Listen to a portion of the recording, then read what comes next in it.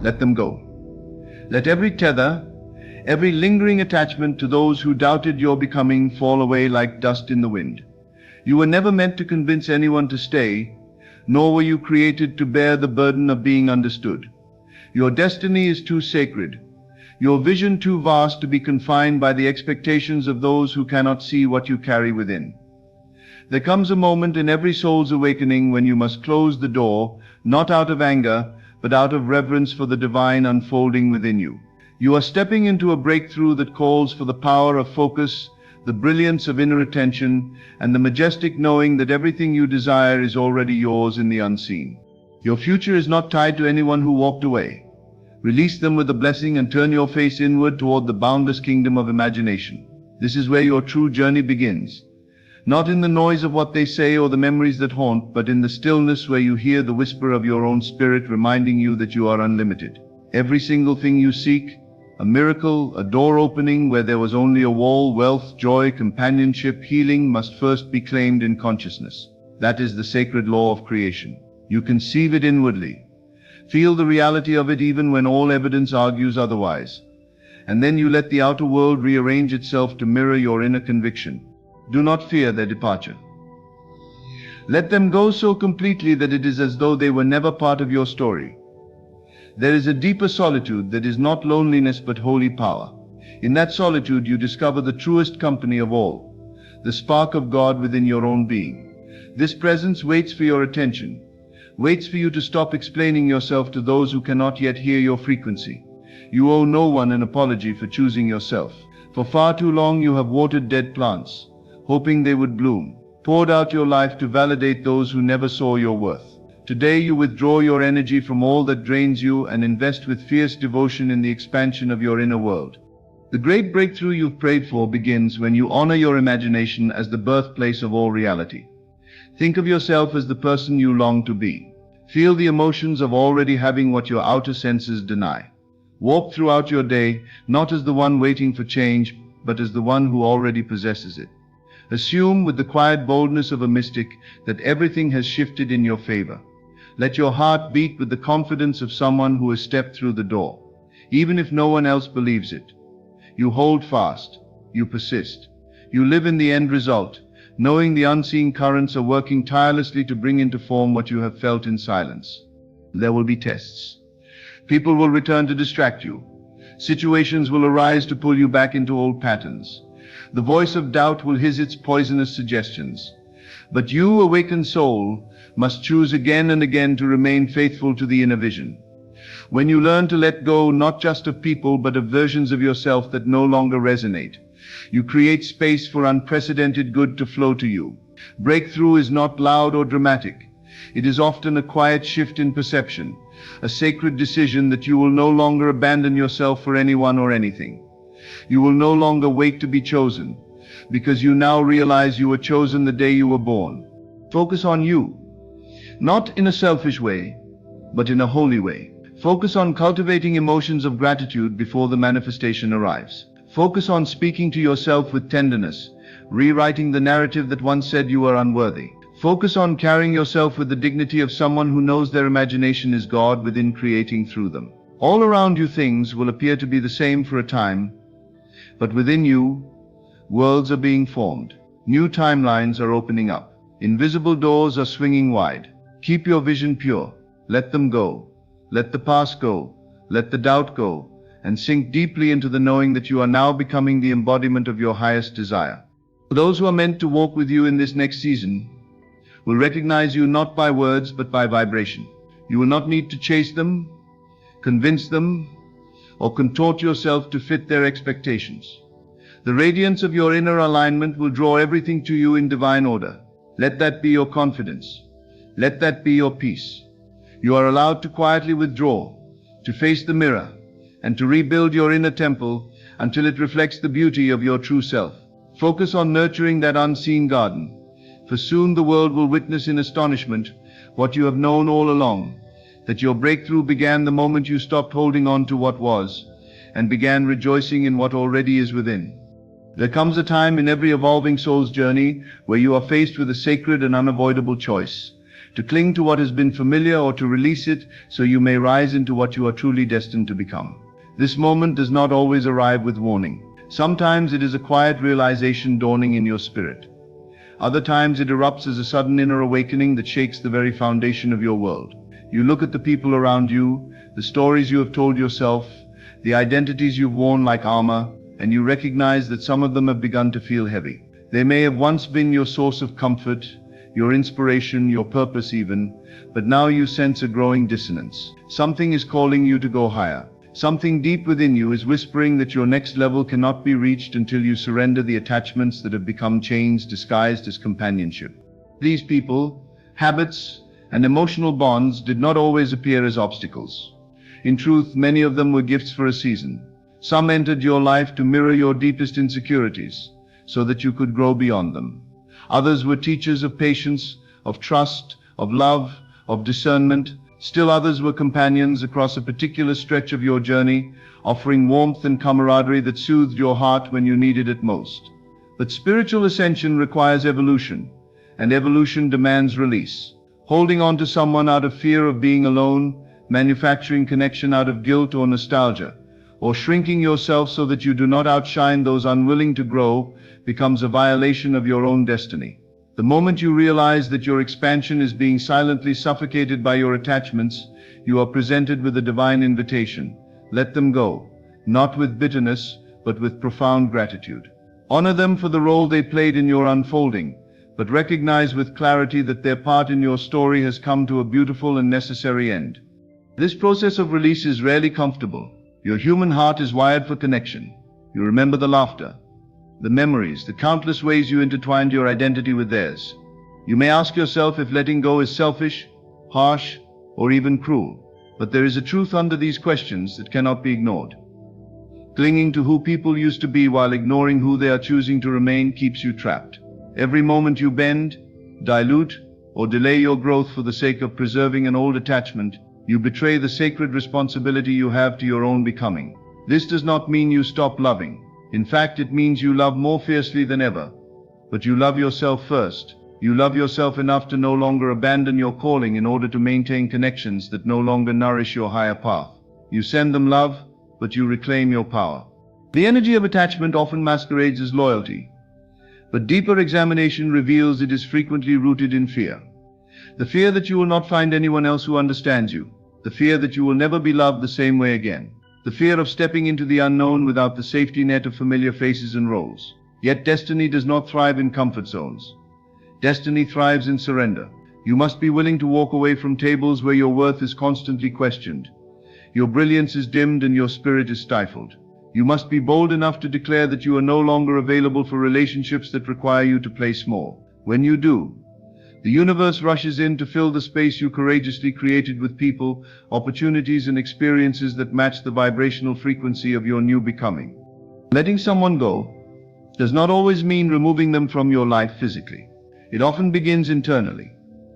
It is a sacred shift in perception where you detach from needing their validation, attention, or permission to be who you truly are.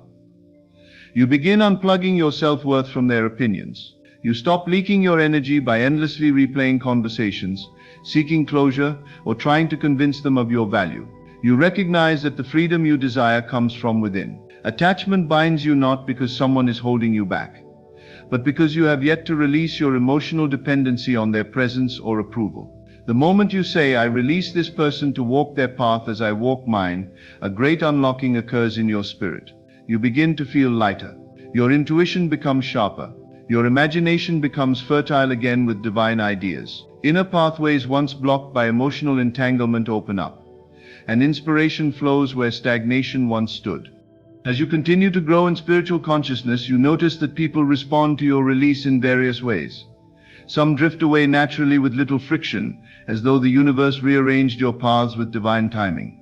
Others may resist the change, attempting to guilt you, reminding you of the good times or accusing you of no longer caring. These reactions are reflections of their own attachments and must not deter you. Your liberation is not up for negotiation. You do not need to explain your evolution to those who refuse to evolve. Let them speak. Let them misunderstand you. Let them weave stories about why you are choosing distance. Your work is not to change their perspective, but to preserve your own energy for your journey forward. The more you choose yourself, the more you will witness a remarkable realignment. People who respect your boundaries, honor your worth, and encourage your growth will begin to appear. New doors will open.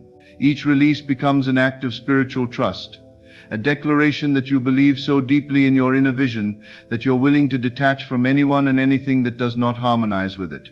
Do not rush the process. Letting go requires tenderness. You may cry, grieve, and reminisce. Allow the waves of emotion to rise and fall without clinging to them. Healing is not linear. One day you may feel free and powerful, the next you might yearn for the comfort of what was. Be gentle with yourself. Return again and again to your deepest intention to become the fullest, highest version of yourself. Your commitment to that intention will strengthen your resolve each time doubt tries to creep back in. Remind yourself that you are not losing anyone. You are gaining yourself. You are making room for divine replacements and miraculous connections you cannot yet imagine. The universe abhors a vacuum. Whatever you release is always replaced with something greater, richer, more aligned, if you do so with faith rather than fear.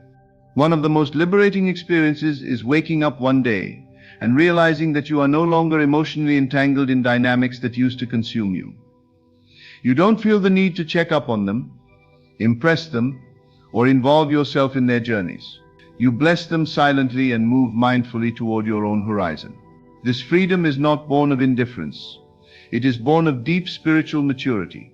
It means you have shifted your attachment from people to purpose. You now recognize that your greatest allegiance is to the dream planted inside you by the divine. When you choose this alignment, your energy becomes magnetic. You no longer chase. You attract. You no longer cling. You receive. Doors open not because someone else believes in you, but because you believe in yourself. Opportunities gravitate toward the frequency of your self-trust. Whole new chapters unfold because you finally put down the old story that life must revolve around keeping others comfortable. Every person you release lovingly becomes a stepping stone in your transformation. You take the lessons, the memories, and the gratitude, but you do not carry their expectations. You stand rooted in the knowing that your breakthrough requires space. Space for solitude. Space for clarity. Space for you to hear the voice of your own intuition again. When you were entangled, your inner voice may have been drowned out by their opinions. Now your inner guidance comes through like a trumpet, declaring the direction of your destiny. Follow it without hesitation. Do not look back with regret. The way forward is blessed. As you let go of attachments, you will feel the profound serenity that comes from living in alignment with your spirit. And when the moment comes, and it will, when you stand in the very breakthrough you sensed all along, you will understand why you needed to release them in order to rise. To turn inward is to return home, to redirect the power of your attention from the distractions of the outer world back to the boundless sanctuary of your own consciousness. In a world that constantly urges you to look outward for validation, applause, and direction, this feels almost revolutionary. Yet it is the most natural movement of the soul. Within you lies the source of all creation, the divine spark through which all things are made and sustained. The moment you begin to honor this inner reality above all else, you reclaim the throne of your own life. You realize that everything you once chased outside of you, success, love, peace, prosperity, healing, was quietly waiting inside, longing to be acknowledged and expressed through your imagination and belief. The outward gaze is seductive. It offers the thrill of comparison, the rush of approval, the drama of the senses. It convinces you that your destiny is dependent on external forces, on what others think, on how circumstances unfold, on whether doors open or remain shut. But when you live with your attention scattered in the external world, you become a beggar to life rather than a creator of reality. You react rather than originate. You search for signs, for proof, for evidence before you allow yourself to believe. Yet the true alchemy of breakthrough operates in reverse. First you believe inwardly, then your world rearranges itself to reflect that inner conviction. This is why turning inward is not optional for those determined to manifest transformation. It is the very birthplace of miracle. To focus within is to choose stillness over noise. It means you become more interested in the mood of your inner man than in the momentum of the outer world. You begin to notice that the quality of your thoughts, The emotions you dwell upon and the assumptions you habitually accept are not passive experiences, they are creative acts. Every thought, intentionally or unintentionally, becomes a seed planted in the soil of your subconscious. Turned inward, you become the careful gardener of your own destiny. You select only those thoughts that align with your desire. You cultivate emotional states that match the reality you wish to experience. You guard against fearful suggestions, knowing that they too will harden into fact if entertained too long. Attention is power. Wherever you place it, becomes your experience. So you withdraw it from what you do not want, and lavish it upon the unseen reality you are ready to give birth to. This inner work requires courage. It demands that you step away from the chorus of voices that have defined your worth and dared to limit your potential. You quiet them not with anger, but with sovereignty. You sit with yourself in sacred silence, not running from your shadows, but illuminating them with awareness. In that place of honest introspection, you begin to see yourself more clearly, not as the world has conditioned you, but as the divine creator you truly are. You recognize that your assumptions about yourself have been shaping your world all along. If you have believed yourself unworthy, your world supplied endless evidence of rejection. If you believed yourself poor, your outer world responded with lack. But as you shift your inner definition, reality must follow. You turn inward to imagine yourself as you long to be, not someday, but now. You evoke the feeling of already being that person, already possessing that life, already living that dream. This inner assumption becomes your new truth. Regardless of appearances, you persist until your inner conviction becomes effortless knowing. Then, the doors swing open. Turning inward does not mean denying the outer world. It means refusing to let it dictate your inner state. You interact with life while remaining rooted in your imagined reality. You walk with confidence even when nothing seems to be changing. You speak kindly to yourself even when results are delayed. You cherish your inner vision even when mocked for your faith. Because you understand a secret, that only the inwardly focused know appearances are temporary and malleable. Consciousness is eternal and supreme. What you consistently feel and believe within must express itself without. Therefore, your real work is to maintain inner alignment. Not to force outcomes, not to manipulate others, not to beg or persuade, but simply to remain true to your internal assumption. This unwavering self-loyalty is the soil in which miracles grow. In the quiet of inward focus, you will also discover an untapped reservoir of guidance. What the world calls intuition is in truth the voice of God within. It whispers ideas, urges shifts in direction, brings inspired notions to your mind that lead you toward the fulfillment of your desire. When you are scattered outwardly, this guidance is drowned out by the clamor of fear and social noise. But when you consistently return to the silence within, you begin to hear clearly. You receive flashes of insight, inner promptings, sudden peace. You follow them not because they make logical sense, but because they feel aligned with your deeper knowing. As you obey these inner nudges, life begins to unfold with uncanny precision. Synchronicities occur. Right people arrive. Unexpected doors open. What once seemed impossible now feels inevitable, not because you chased it, but because you aligned with it inwardly. Turning inward also heals. Many carry wounds inflicted by the outer world. Words that diminished their confidence, experiences that shattered their trust, betrayals that left scars on their spirit. They look outside themselves for closure, apology, or revenge. Yet true healing begins when you cease waiting for external resolutions and instead choose to shift your internal narrative. You declare, I am whole, I am loved, I am powerful, I am secure. You repeat these truths until they sink deep into your subconscious mind. You feel into them until they become your reality. In doing so, you reclaim your identity from the past. You refuse to define yourself by what happened to you and instead define yourself by what you choose to become. Thus, turning inward is not an escape. It is a radical act of reclamation. You gather all the fragmented parts of yourself that were strewn across past disappointments, and you unify them in a new self-concept that becomes your point of creation. Daily life becomes your practice ground. With each moment, you ask yourself not, what is happening out there, but rather, what am I accepting in here? You train your attention to remain inside even as you navigate the world. Instead of reacting to the world, you respond from a place of inner mastery. If someone doubts you, you do not internalize the sting. You hear their words but feel within yourself the security of someone already successful, already worthy, already chosen. Their doubt bounces off the shield of your inner certainty.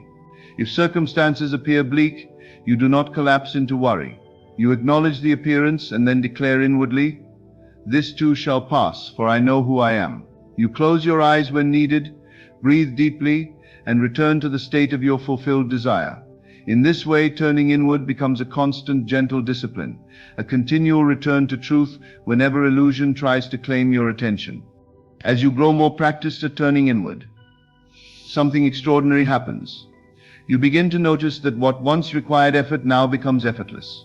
You no longer need to force yourself to imagine success. It becomes natural, automatic. You no longer need to struggle to feel worthy. You simply are. Your assumptions shift permanently. You live in a state of confidence, peace, and assurance no matter what appears.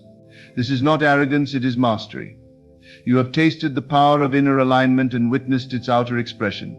You know with unshakable certainty that everything in your world is a mirror of your inner world. So you tend to that inner world with reverence, cleaning up your thoughts like precious rooms in a sacred temple. You choose thoughts of love, abundance, joy, and security. You choose emotions that enliven and energize. You become your own source of joy, no longer dependent on anything outside of you to feel fulfilled. And naturally, life begins to overflow with reflectors of that inner joy. People, success, romance, wealth, opportunities, all flowing to you without strain. Turning inward also liberates you from the tyranny of time. No longer do you wait anxiously, wondering when your desire will manifest. Instead, you understand that in taking possession inwardly, you already have it. Time becomes irrelevant, because you are now living in the experience of your desire internally. In that inward energy, you act naturally from the version of yourself who already possesses your breakthrough. You move differently, speak differently, expect differently. Reality bends to meet this new version of you. Time becomes your servant, arranging events with perfect synchronicity to bring what you hold within into form without. Those who remain trapped in the outward focus may think it sudden. They will call it luck, favor, even magic. But you will know it was law. It was your commitment to inner alignment that made the invisible visible. So as you learn to turn inward again and again, you become unmoved by fluctuations in the outer world. You smile at delays, knowing that appearances have no authority over your destiny. You hold fast to your inner world with devotion, and in doing so you become the master of your fate. You create not by striving but by assuming. You win not by competing but by imagining. You thrive not by hustling but by knowing. The outer world becomes a beautiful dance choreographed by your inner convictions, and it all begins the moment you decide, with steadfast resolve, to focus within, to trust the power that breathes you, guides you, and manifests through you the life you have already claimed in your heart. Creation in its truest form does not begin with the things you touch, the money you exchange, or the circumstances that greet your physical senses. It begins with the invisible realm of thought and feeling, a realm so powerful that it shapes galaxies and determines destinies. When you come to realize that every manifestation in your outer world once existed in the unseen corridors of imagination, you awaken to your true role as creator. No longer do you view yourself as someone at the mercy of life's random waves. Instead, you rise as the one who causes those waves by the silent authority of your inner life. Inner imagination is not fantasy. It is spiritual fact in its embryonic stage, waiting only for your belief to nurture it into visibility. The world you see is the solidified residue of what someone once dared to imagine and feel. When you honor this truth, you begin to treat your inner world with sacred reverence, knowing that what you plant there will become your lived experience. To create begins with desire. But desire alone is not enough to bring a thing to pass. Desire must be infused with feeling, the rich, vivid sensory experience of already possessing your answered prayer. You must see it with your mind's eye, hear its sounds, bask in its sweetness. You must taste the joy and breathe the relief of it, as though it were your current reality. This is not pretending or daydreaming. It is assuming the state of the wish fulfilled. You close your eyes and step into that state with such conviction that your imagination becomes more real to you than the physical facts your senses report. You must refuse to wait for evidence in order to believe. That is backward. Belief comes first. Knowing comes first. You dare to feel rich when no money lies in your purse. You dare to feel loved when no relationship yet stands beside you. You dare to carry yourself as healed while symptoms persist. This kind of bold inner creation is the mark of a spiritual master. The world, if you let it, will mock such inner creation, labeling it delusion or foolish optimism. But every great breakthrough, innovation, feat of genius, or expansion of human experience was once a vision held in a single mind. That mind refused to betray its inner knowing. It persisted, often long before anyone else could see the possibility. Stories of such faith become legend because few are courageous enough to maintain belief without visible proof. Yet you, awakened soul, are being invited not simply to admire such stories but to embody them.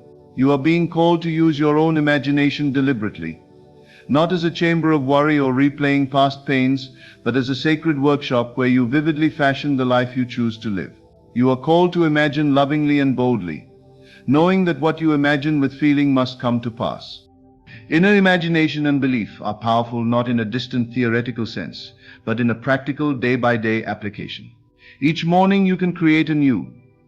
You close your eyes, even if only for a minute, and sink into a reality where your desires are already fulfilled. You feel the sensations of success, abundance, union, wellness. You carry the consciousness of it throughout your day, as though it were your most precious possession. When contradictory evidence appears, as it often will, testing your resolve, you do not collapse or diminish your inner vision. Instead, you hold it more fiercely. You persist gently. You return inwardly to your chosen state again and again, regardless of how many times the outer world seems to deny it. Persistence in imagination is the secret ingredient that separates fleeting wishes from solidified outcomes. A seed planted must be watered and protected before it sprouts. Likewise, a desire held in mind must be nurtured by faith until it is ready to break forth into your living reality. Belief is not passive. It is an active force. It is a conscious decision to occupy a certain state of being. Ask yourself, who would I be if my desire were already true? How would I think? How would I behave? How would I feel as I went about my day? When you answer truthfully and begin to live from that inner state, you collapse the distance between what is and what could be. The universe responds to your energetic signature, not your spoken words alone. So even if you say affirmations, do not say them from a place of lack or desperation. Say them as declarations of truth, spoken from the done. Feel them saturate your being. See the world from the vantage point of already having what you once longed for. The more natural it becomes to live in the end, the faster the outer world must reshape itself to match that end. There's an elegance to this process. It requires no struggle, no frantic action, no manipulation of external conditions. Action may come, yes, but it will be inspired, flowing effortlessly from your inner assumption. You will feel moved to certain behaviors, conversations, treatments, investments, or creative efforts, not out of anxiety but from alignment. You feel compelled because you already believe in the inner reality. You walk as one who knows, and therefore your steps are ordered. People call such unfolding coincidence or luck, but you recognize the invisible hand guiding your path, your own imagination working in harmony with divine law. Often what delays manifestation is not a lack of desire, but a divided mind. You vacillate between belief and doubt, imagining the best one moment and fearing the worst the next. The key is to discipline your inner life until it becomes unwavering. You must choose again and again to dwell in the feeling of your wish fulfilled. No matter how often fear whispers in your ear, you silence that fear not by force, but by replacing it with a vision so compelling, so beautiful, that your whole being relaxes into it. When you consistently feed your imagination with faith-filled images and feel them deeply, your subconscious mind accepts them as fact. From that moment, manifestation becomes inevitable. The outer world will conspire to bring you experiences that align with what you have already accepted inwardly. Even obstacles become stepping stones. What once seemed like delays now appear as precise timing. You meet just the right person at just the perfect hour. Resources flow seemingly from nowhere. Opportunities bloom where there was once only barren land. You smile to yourself, for you know none of it is accidental. You created it first in consciousness. If you wish to change your life, start with imagination. Stop rehearsing old dramas. Do not use your mind to dwell in what you fear. Only imagine what you love. Many unknowingly reverse this process. imagining trouble, scarcity, betrayal, repeating painful scenarios in their minds. They feel it, and thus by the same law produce it in their experience. You must become vigilant. Guard the garden of your mind from weeds. Plant only seeds that you want to grow. Tune out the doubters and naysayers, sometimes gently, sometimes firmly. Their disbelief is not your concern. Your concern is the sanctuary of your inner world. Keep it radiant, fertile, rich with visions of good. Then trust the process. Do not peer anxiously every day to see if your desire is blooming. Remain inwardly convinced and allow time to serve you, unfolding your manifestation in perfect order. When it arrives, you will find yourself unsurprised, for you have already lived it 1,000 times in the invisible realm. Know this: belief does not mean you never have a moment of doubt. It means that even when doubt comes, you quickly return to your chosen state. You do not make doubt your dwelling place. You practice the art of mentally revising any negative impression, replacing it with a vision of what you truly desire. If a conversation goes wrong, you replay it in imagination as you wish it had gone, feeling peace. If you receive disturbing news, you rewrite it inwardly, imagining a different outcome. You do this not as escapism, but as creation. You understand that your revision in imagination has the power to alter what comes next in the outer sequence of events. Thus you take back your authority, moment by moment, sculpting reality from the inside out. Creation begins and ends with consciousness.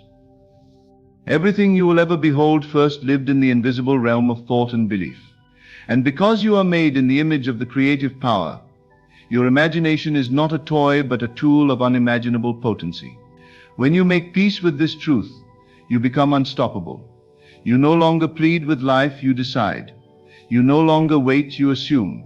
You no longer beg, you feel from the end. You become the architect of your world.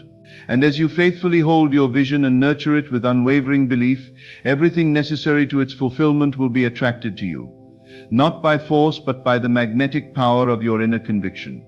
Solitude is one of the holiest gifts given to a soul on the brink of transformation. Yet many resist it, misunderstanding its purpose. They view being alone as evidence that something is missing, that life is not unfolding as it should, that they have somehow been forgotten or left behind. Their hearts ache for constant connection, noise, movement, and activity, because silence feels unfamiliar. But what if solitude is not punishment at all? What if it is preparation? What if those hours, days, and seasons when you find yourself walking alone are not proof of abandonment, but proof that you are being set apart for something sacred? There is a power born only in the quiet spaces where you are stripped of distractions, surrounded not by the voices of others, but by the steady whisper of your own eternal self. In that solitude, you come face to face with your deepest truths. You discover what you truly desire, what you truly fear, and what you must finally release so that you can grow. To embrace solitude is to reclaim your identity from the expectations and energies of others. When you are perpetually surrounded by people, no matter how loving they may be, it becomes easy to unconsciously shape yourself to fit their rhythms, their beliefs, their demands, even their fears. You speak and move in ways that ensure approval, making small compromises of spirit until one day you scarcely recognize yourself. Solitude interrupts this cycle. It brings you back to your original frequency. You sit with yourself long enough to hear the sound of your own voice again. Not the voice that panders or performs, but the voice that rises from your core, saturated with wisdom, truth, and divine inspiration. You begin to remember who you are beyond the roles you play. You are not simply a friend, partner, sibling, or colleague. You are the living embodiment of creative power experiencing itself. You are eternal consciousness wrapped in human form. These realizations flourish not in crowds but in silence, meditated upon in the depths of your inner world. In solitude, you are invited to explore the realm of imagination with reverent curiosity. Instead of filling the quiet with music, social media, or endless conversations, you surrender to the beauty of being still. In that stillness, you close your eyes and allow yourself to imagine the life you truly desire, not the life that others think you should want, but the one that ignites your spirit. You picture it in vivid detail, feeling the reality of it pressing upon your awareness. You experiment with new assumptions about yourself. What if you are worthy? What if you are truly abundant? What if love is your natural state, not something you must chase? As you give yourself permission to dream anew in solitude, your subconscious mind begins to accept these new truths. From that acceptance, a new life inevitably begins to take shape. This is why solitude is sacred. It is the womb of creation. It holds space for visions to germinate before being born into form. Yet solitude does not simply birth dreams. It also refines you, in the absence of distractions. Old wounds surface seeking acknowledgement. Fears you once buried rise, seeking healing. Memories and buried emotions drift upward not to torment you, but to liberate you. It is tempting to avoid this inner confrontation by rushing back into the comfort of company. But if you remain present, breathing through the discomfort, you will find that solitude offers alchemy. You observe your fears without judgment. You release your pain not by distracting yourself, but by allowing it to move through you like a storm finishing its work. When it passes, there is a clear sky inside, a space where peace has replaced pain. In this way, solitude does not break you. It purifies you.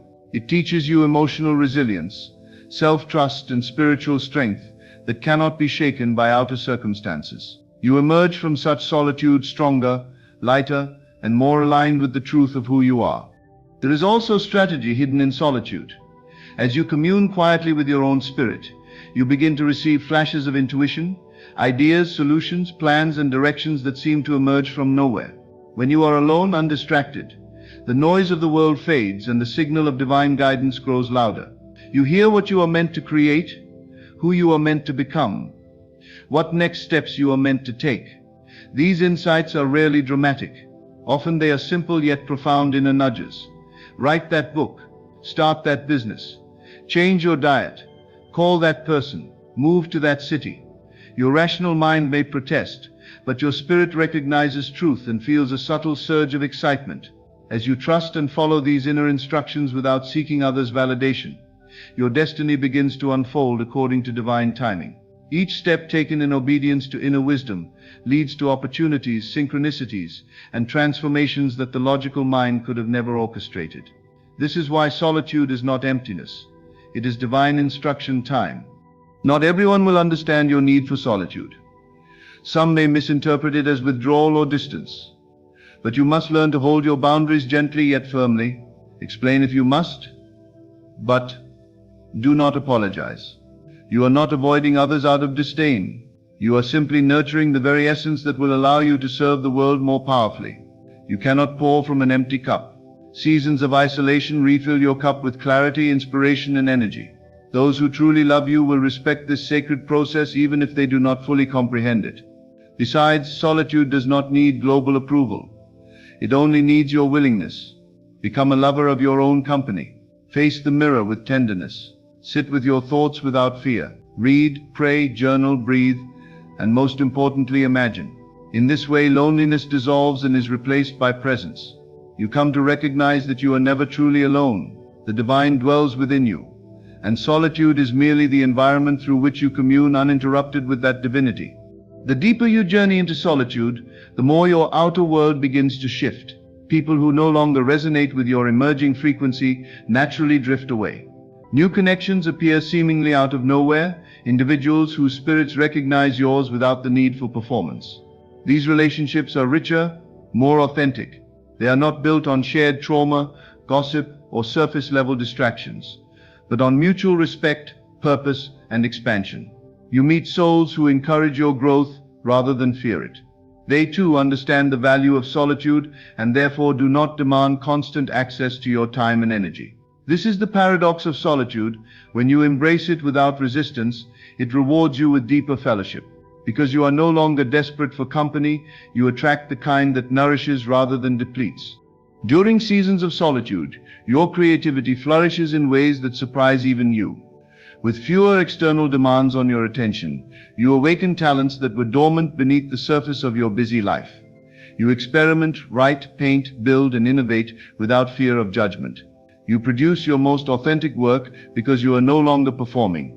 You are expressing, you speak your truth without delusion.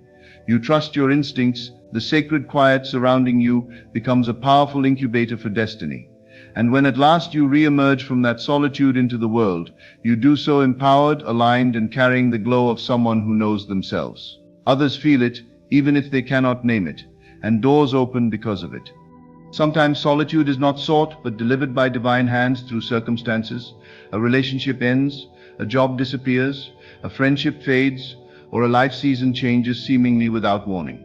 Initially, this forced solitude might feel harsh or unfair. But in hindsight, you often realize it was the very thing that saved you. It separated you from what would have stunted your growth. It removed you from circles too small for your calling. It pried your fingers from attachments you were afraid to release.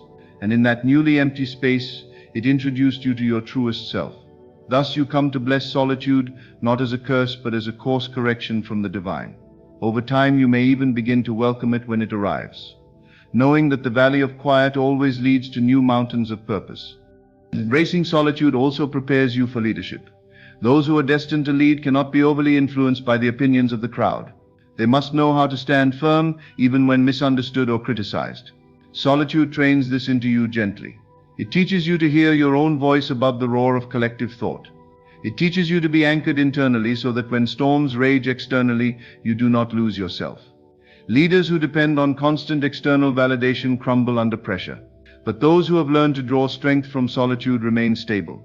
Their decisions are guided not by fear or popularity, but by conviction. Such leaders shift the world by the power of their presence, and that presence is cultivated in quiet places out of sight. As you learn to love solitude, you find that it no longer feels empty, but rather full of possibility. You stop trying to escape it and begin intentionally seeking it. You carve out sacred time in your day, even amidst a busy life, to return to that inner sanctuary. It may be as simple as rising before dawn, to sit in silence, or spending evenings screen-free in reflection and prayer. These moments become as essential as water and air. They feed your soul, sharpen your vision, and remind you of who you are and where you are going. Your life takes on a rhythm. You go inward to receive and you go outward to express. In this dance between solitude and engagement, you live with balance. You no longer lose yourself to the demands of the world, because you continually return to yourself in the quiet. Ultimately, solitude reveals that the greatest breakthroughs, revelations, and shifts do not come when the world is loud around you, but when everything falls silent within you. From that silence emerges a kind of knowing that does not need explanation. You simply know. You know you are on the right path. You know your desire is already yours. You know you are guided and supported. You know you are loved by an invisible presence that walks beside you even when no one else does. And from that knowing you walk forward carrying a peace that cannot be shaken. This peace transforms your energy, your decisions, your relationships, and eventually your entire world. To assume the feeling of already having your desire is to step into a spiritual dimension where your miracle is not merely possible, it is inevitable. This inner act is subtle yet mighty, requiring you to cultivate a state of being that defies appearances, rewrites your subconscious programming, and draws new realities into form. You do not wait for your outer world to give you permission to feel successful, loved, healed, or abundant. Instead, you dare to feel those states in advance, letting the emotions saturate your very being. In doing so, you declare to the universe that you are no longer available for the version of yourself who lacks. You refuse to plead. You refuse to chase. You refuse to identify with anything less than the fulfilled version of your dream. And as you consistently embody that inner vibration, your external circumstances yield in obedience, reorganizing themselves until they reflect the frequency you have chosen to dwell in. Most people live by the rule of the senses. They believe they must see change before they can feel change. This keeps them locked in a cycle of reaction rather than creation. But when you break that cycle by reversing the order, by feeling first and allowing the evidence to catch up, you shift from passive observer to powerful creator. To do this requires imagination, but not imagination divorced from feeling.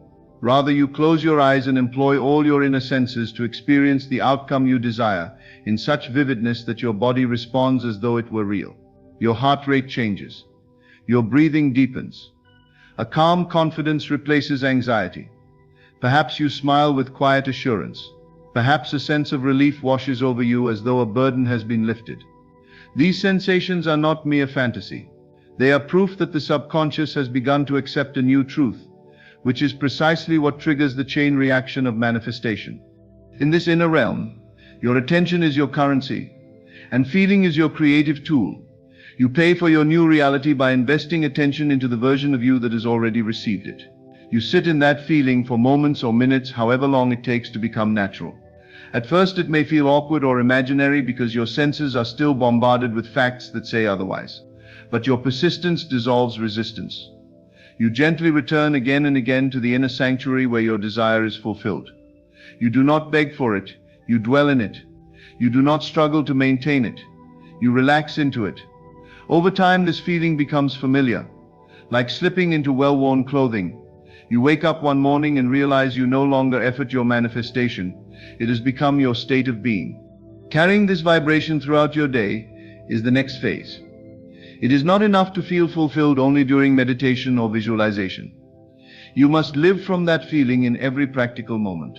If you have assumed the feeling of wealth, you carry yourself with a posture of prosperity, not through ostentatious displays, but through an inner knowing that all your needs are met. You make decisions not out of fear or lack, but out of trust and abundance. If you have assumed the feeling of love, you move through life radiating warmth, compassion, and magnetism.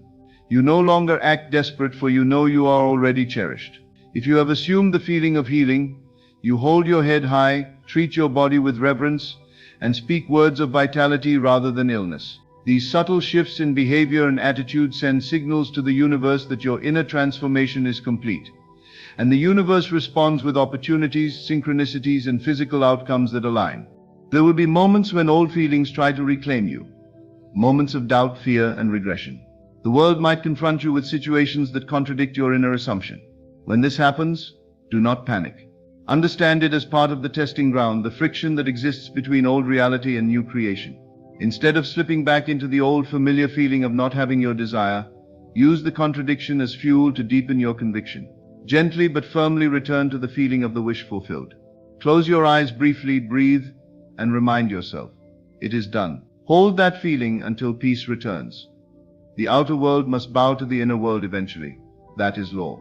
The only thing that can sabotage your manifestation is your own decision to yield to appearances rather than persist in your inner knowing. When you consistently assume the feeling of already having your desire, you trigger a phenomenon that feels like magic but is truly spiritual law. People, places, and things begin to rearrange themselves on your behalf. You find yourself at the right place at the right time, meeting the right person, drawn by a mysterious yet unmistakable current. Money appears from unexpected sources. Opportunities previously blocked suddenly open. Conversations unfold that align perfectly with your hidden intention. To outsiders, it appears coincidental. To you, it is confirmation. You understand you are no longer the version of yourself who wished and hoped. You are the version who knows and receives. Life is no longer something happening to you. It is responding to you. Your dominant emotion has become the architect of your world. In truth, assuming the feeling of the wish fulfilled demands a profound level of self-love. Many struggle with this step because they have grown more accustomed to identifying with struggle and unworthiness than with ease and favor. To inhabit the feeling of success, abundance, or joy often requires you to dismantle old narratives about yourself. It requires forgiveness of past mistakes, letting go of limiting beliefs handed down by family, culture, or traumatic experiences. This is why the process is not merely mental, it is deeply emotional. You must feel worthy enough to accept your desire. You must allow that new identity to override everything that came before it. Self-concept is at the heart of this work. If you still secretly believe you are not good enough, you will sabotage any attempt to assume the feeling of your fulfilled state. But if you steadily cultivate a new sense of self, speaking to yourself with kindness, choosing new empowering assumptions, and practicing the feeling of being worthy, the door swings open. You discover that feeling good is not a reward for manifestation, it is the cause of it. Some will be tempted to ask how long they must assume the feeling before results appear. The truest answer is, until it feels natural, until you are no longer waiting. When your inner shift has fully occurred, you will sense a release, a gentle certainty that requires no outer proof. You might even forget about the timing, because you have become so absorbed in the joy of your current felt reality. And it is often soon after reaching that effortless knowing that your desire materializes. Time bends to the frequency of your belief. What takes others years can come to you in moments. But never measure your progress by the calendar. Those who succeed with this inner art do so because they commit wholeheartedly to the feeling, regardless of time. They know that time itself will bend to their inner reality, not the other way around. To assume the feeling is also to engage the power of expectancy. This is not wishing or hoping. Those carry a vibration of lack. Expectancy is born from knowing. When you expect a letter in the mail because someone promised to send it, you might check the mailbox with anticipation, but you never doubt its arrival. You know it's yours, it's just in transit. This is the same attitude you adopt toward your desire. You expect it not because you are desperate, but because you have emotionally received it within. There is a difference between wanting and having. The one who wants is forever in pursuit. The one who simply awaits the physical arrival. Your job is to emotionally and mentally move from wanting to having. This is the core of assuming the feeling. Once you have truly become one with your desire and feeling, even inspired action becomes effortless. You are no longer forcing things into place. Ideas flow. You act naturally because your actions are a spontaneous outgrowth of your new identity. You say yes to opportunities that match your state. You say no to things that no longer align without guilt. You do not second-guess every step because you trust that your inner assumption is guiding you. You may find yourself compelled to learn a new skill, visit a new place, connect with certain people. Follow these nudges, for they are not random impulses. They are instructions from your new felt reality. As you obey them without anxiety, you accelerate your manifestation. Life becomes a dance rather than a struggle. You move with rhythm rather than resistance. But ultimately, assuming the feeling of already having your desire is not just a technique, it is a way of life. It calls you to be vigilant about how you feel throughout the day, to become discerning about what emotions you entertain. No longer do you allow anxiety, anger, or unworthiness to grip you for long periods. Because you understand those states create worlds you do not wish to live in. You choose instead to abide in the frequency of your fulfilled desire. You choose to love, to trust, to celebrate in advance. You choose to carry an atmosphere around you that matches the life you have claimed. And because you are faithful inwardly, life is faithful outwardly. What you once desired eventually becomes ordinary, and from that new ordinary you imagine and feel yet greater things. Creation becomes your perpetual state. Rather than chasing life, you allow life to unfold as a mirror of your sustained inner feeling. In this way you discover your true power, that nothing is denied to the one who dares to feel from the end and live from that feeling until the universe has no choice but to yield. To persist in your inner vision despite outer appearances is to practice the highest form of faith. It is to stand firmly in the truth of what you have chosen to believe, even when every visible piece of evidence seems to contradict it. This persistence is not fueled by stubborn force, but by spiritual understanding. You know that the outer world you experience is nothing more than the reflection of past thoughts, past emotions, and past assumptions. Therefore, you are not swayed by what is currently happening around you. You recognize it as an echo, not a prophecy. You focus instead on the new reality you are creating through your inner conviction. You decide again and again to believe not in what your eyes show you, but in what your imagination has already claimed. You understand that persistence is the bridge between the invisible and the visible. Without it, even the most powerful assumption cannot take root and bear fruit. At first, this kind of persistence challenges everything you've been taught. You have grown up in a world that tells you to be realistic, to trust only what you can see, hear, touch, and measure.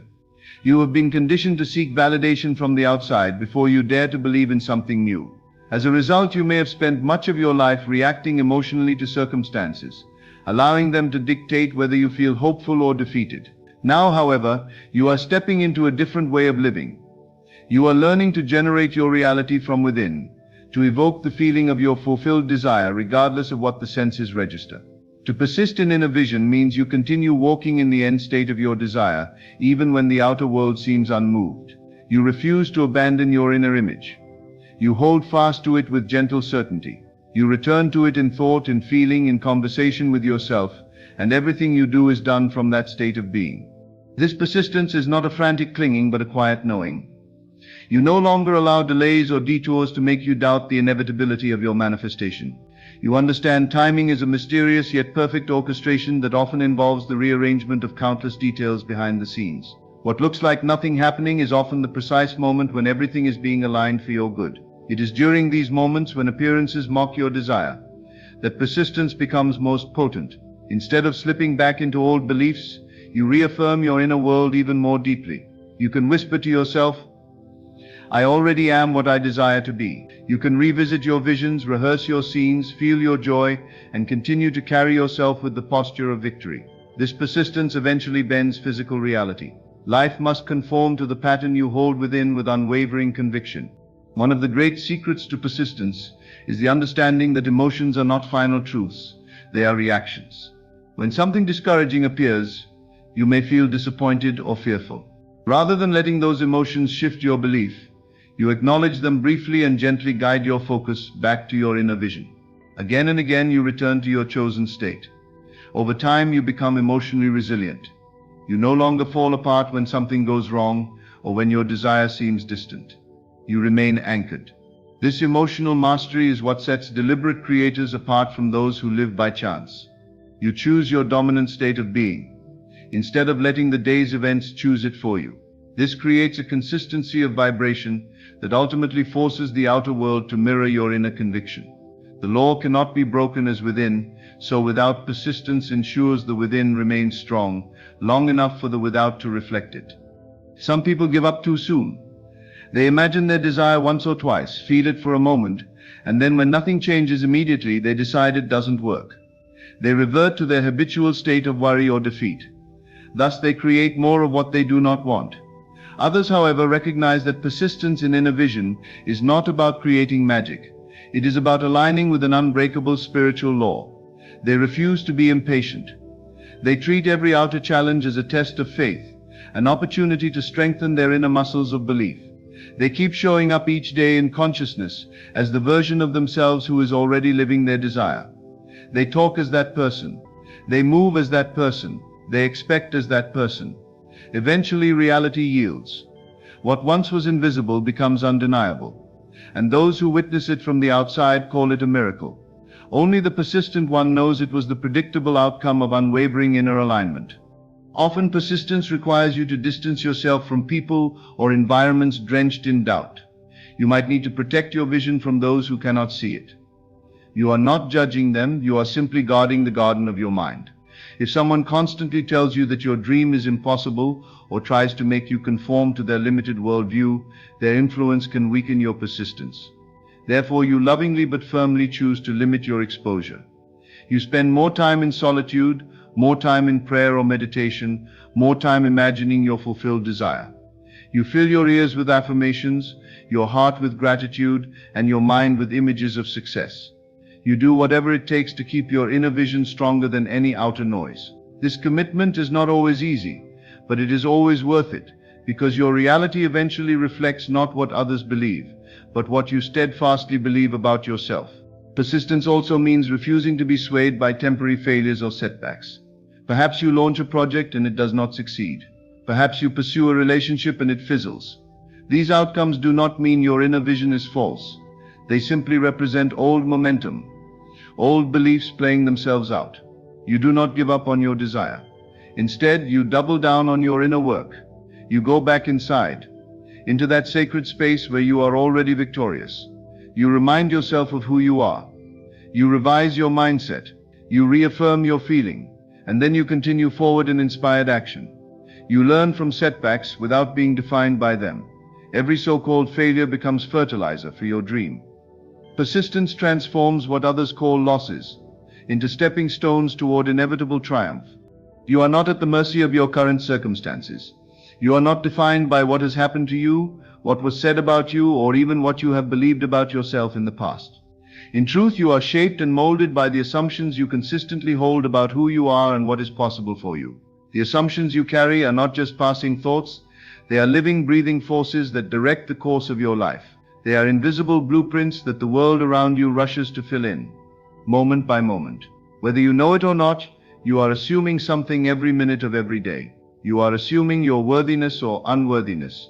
You are assuming your ability or inability. You are assuming your abundance or lack, love or rejection, health or disease. And life, without fail, bends itself to reflect the dominant assumptions you hold within. These assumptions are quiet, often unnoticed, because they feel so normal. You assume things based on past experience, on childhood programming, on cultural messaging. You assume things because they were repeated to you so often that you forgot to question them. And yet, these silent assumptions are what determine what you allow into your life and what you unconsciously reject. That is why transformation must begin with assumption. Not the assumption others have placed on you, but the new assumption you choose to hold. You must dare to assume the best about yourself. You must dare to assume that your desire is not only possible but already yours. You must dare to assume that the unseen is more real than the seen, and that by holding a new inner state, the world will conform to your belief. The process of assumption is not about pretending. It is not about faking positivity or forcing a smile while feeling defeated inside. It is about stepping into a new identity and living from it as though it were already true. When you assume a new state, you are not trying to become something, you are accepting that you already are. This acceptance is powerful. It shifts your energy. It shifts the way you move, the way you speak, the way you react. It changes your posture and your decisions. You begin to carry yourself with the weight and dignity of one who has already arrived. Even if nothing has changed on the outside, your vibration shifts, and that vibration goes before you, calling into form the very people, opportunities, and situations that match your inner belief. To assume something new is to deliberately abandon the old. It is to stop repeating the story of why you can't, why it hasn't happened yet, or why others are more deserving. It is to release the inner dialogue of delay, disappointment, and defeat. The mind may protest, it may scream for evidence, it may attempt to pull you back into the comfort of your familiar assumptions. But your job is not to argue with the mind. Your job is to choose again. You say within yourself, I am now the one I have longed to become. I am now living the life I once waited for. You say it not to convince the world, but to anchor yourself. You say it until it becomes natural. You say it until the feeling of being that person becomes more familiar than the feeling of being who you were. This shift does not require external permission. No one needs to agree with your new assumption. In fact, many will not understand it. They may still see you as who you used to be. That is not your concern. You are not responsible for how others perceive you. You are responsible for the energy you carry and the assumptions you live from. As you embody the new state consistently, you will begin to notice small shifts. The way people respond to you changes. The opportunities you attract feel different. The results you see start to reflect your new inner standard. It happens gradually at first, and then all at once. Because when you persist in an assumption, the subconscious mind adopts it as truth, and once it does, your world must change. This is not fantasy. It is law. The assumption you hold, with feeling and repetition, is the seed from which your experiences grow. If you have assumed hardship, life becomes a series of struggles. If you assume rejection, even love feels distant. But if you assume success, even your failures become stepping stones. If you assume abundance, even your current lack begins to shift. The difference is not in the outer world, it is in the energy and belief you emit. You become magnetic to the version of life that matches your inner world. And the most powerful part is that you do not need to wait to make this shift. You can begin right now with the breath you're taking. You can say to yourself, I no longer live as the version of me who doubts. I now live from the truth that all is well, all is mine, all is working for me. You may wonder how long it will take for your assumption to manifest. But the question is not how long. It is how deeply you believe. Time is not the enemy. Doubt is. Delay happens not because your desire is far away, but because you have not yet fully assumed its reality within. The moment you believe without question, the moment you step into the knowing that it is already done, the bridge of events begins to unfold. The how, the who, the where. These are not your concern. Life is infinitely intelligent. It knows how to orchestrate the outcome. Your only task is to persist in the assumption. You rehearse it in your mind, you feel it in your body, you anchor it in your heart, and as you do, life shifts around you to match the inner truth you've claimed. Sometimes the assumption will feel unnatural at first. You've lived from the old state for so long that the new feels foreign. But repetition is your ally. Just as you once learned to assume lack, you can now train yourself to assume abundance. Just as you learned to expect disappointment, you can now condition yourself to expect favor. Your mind is not your master. It is your tool, and you can teach it to think differently. You start small. You begin with a phrase, a feeling, a mental picture. You repeat it when you wake throughout the day, and as you sleep, you make it your inner atmosphere. Soon it becomes your natural state. And when that shift happens, when your new assumption feels like home, you will see the evidence in the world around you. There will be temptations to revert. You may face moments where the old story knocks on your door, but you no longer have to answer.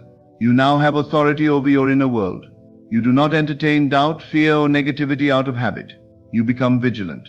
You watch your thoughts, not in fear, but in awareness. You notice when the old assumption tries to sneak back in, and you gently correct it. You say, "No, I do not live there anymore. That is not my truth."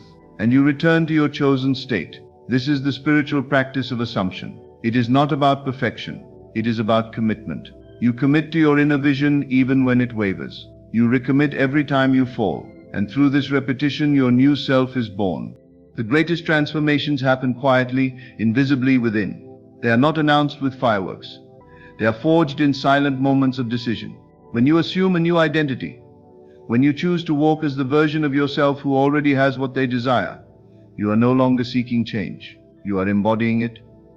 The outer world has no choice but to follow. This is why assumption is power. It puts the pen back in your hand. It gives you authorship. You stop reacting to life and start creating it. You speak from the end, you act from the end, you love from the end, and the end you have assumed becomes the beginning of everything new. No one can do this for you. Others may encourage or inspire you, but assumption is an inward act. It must be yours. You must choose it daily, moment by moment, until it becomes your natural way of being. This is the work. This is the art. And when you live from assumption, when you feel the truth of your desire so deeply that it becomes part of your identity, you no longer ask whether it will come. You know it's already done. You walk in peace. You carry joy. You radiate the energy of someone who lacks nothing. And from that energy, everything begins to unfold. Not by force, but by law. Not by effort, but by alignment.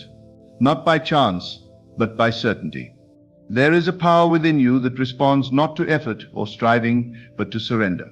It is not by forcing, pushing, or manipulating that transformation occurs, but by yielding to a deeper current within your being, a current that knows how to guide you to your desire in perfect timing and with effortless precision. The world teaches that success comes through stress, that love must be chased, that peace must be earned. But in the quiet chambers of the spirit, another truth reveals itself. What you are seeking is also seeking you. And the fastest way to receive it is to allow. Allowing is not passive. It is a dynamic, deliberate act of trust. It is the bold decision to release resistance, stop trying to control every detail, and open yourself fully to the unfolding of what you have already accepted in consciousness. When you allow, rather than force, you step into the rhythm of divine timing. You understand that the unseen world is always working behind the scenes, orchestrating events in your favor. You do not plant a seed and then dig it up every day to check on its progress. You trust that once the seed is planted, nature will take its course. In the same way, once you have imagined your desire, felt it as real, and assumed it to be yours, your role shifts from making it happen to allowing it to happen. You maintain your state. You water the seed through gratitude, confidence, and expectancy. You keep your energy in alignment with what you've claimed. You do not rush. You do not beg. You rest in the knowing that what you've set in motion must come to pass. Not because you demanded it, but because you allowed it. To allow is to recognize that there is nothing you need to do to earn your manifestation. You do not need to prove your worthiness. You do not need to strive to be good enough. Your desire was placed in your heart because it was meant for you. It matches the frequency of your soul. When you feel yourself trying too hard, manipulating, chasing outcomes, or growing anxious about time, that is your signal to pause and return to alignment. You remember, I already have it. I already am it. The more I rest in that knowing, the more effortlessly life will reflect it back to me. Forcing implies lack, while allowing affirms fulfillment. One says, it's not here yet and I must do something to get it. The other says, it's already mine and I'm letting it unfold. The energy you carry determines what shows up. Many have been conditioned to equate action with control. They believe that unless they are doing something at every moment, they are falling behind. But allowing is not about doing nothing. It is about inspired action.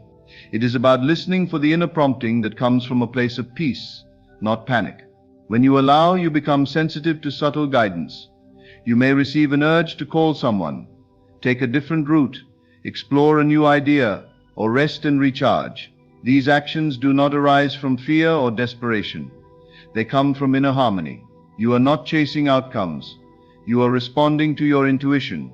This kind of action is powerful because it is aligned. It moves you swiftly and surely toward what you have already accepted in consciousness. To allow, you must release control.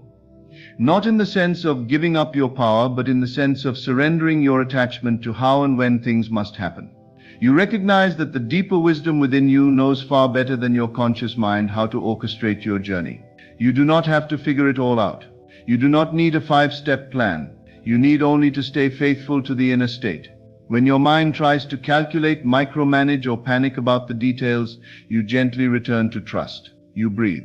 You quiet your thoughts. You say to yourself, all is unfolding perfectly.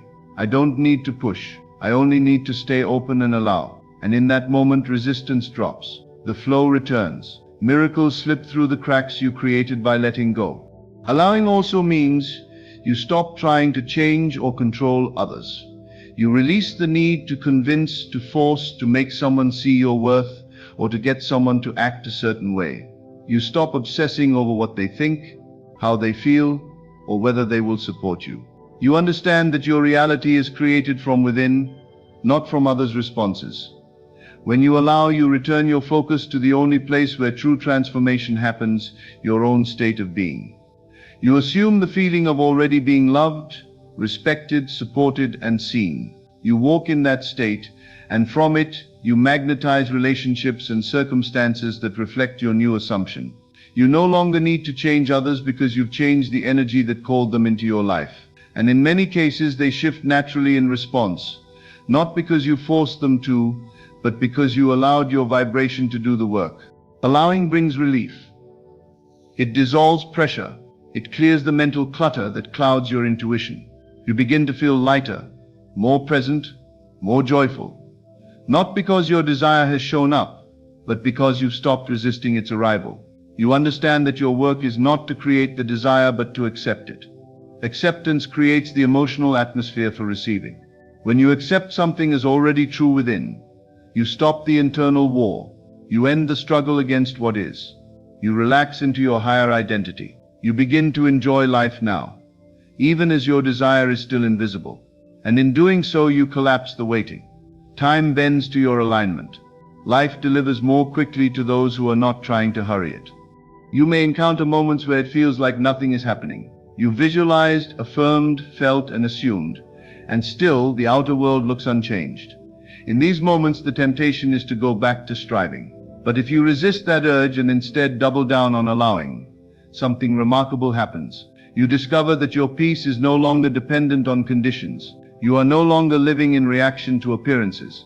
You have become the still point in the center of the storm, and that stillness carries immense power. From that calm state of allowing, you begin to notice synchronicities, subtle shifts, small signs, a conversation, a new idea, an opportunity you weren't expecting. These are whispers from the universe saying, keep going, it's working. Stay in the flow. Stay in the flow. Another dimension of allowing is forgiveness. When you carry resentment, shame, guilt, or blame, you block the flow of energy. Your desire cannot find its way to you through walls of bitterness. But when you release, when you forgive, not for their sake, but for your freedom, you open the channel again. You allow love to return. You allow abundance to flow. You allow healing to happen. Forgiveness is not about pretending nothing happened. It is about choosing your peace over your pain. It is about declaring, I will no longer delay my good by holding on to the past. In forgiveness, you make space for miracles. Allowing also means letting go of the version of yourself who lived in fear. You allow that version to die. Not with anger, but with compassion. You say goodbye to the self who felt unworthy, who tried to prove, who chased after validation. That self did the best it could with what it knew. But now you are allowing a higher version of you to emerge, one who walks in power, grace, and trust. This emergence is not dramatic. It is quiet. It is internal. You wake up one day and realize, I am no longer who I used to be. I am not reacting like I once did. I am not pushing like I once did. I am allowing life to meet me where I am. And where I am is aligned. You become magnetic. People feel the shift in you even if they can't name it. Your presence becomes peaceful. You become less reactive, more creative. You notice beauty in ordinary things. You are not obsessed with outcomes because you know they are already settled. This energy is irresistible. The more you allow, the more doors open. The more you relax into the frequency of already having it, the more it arrives.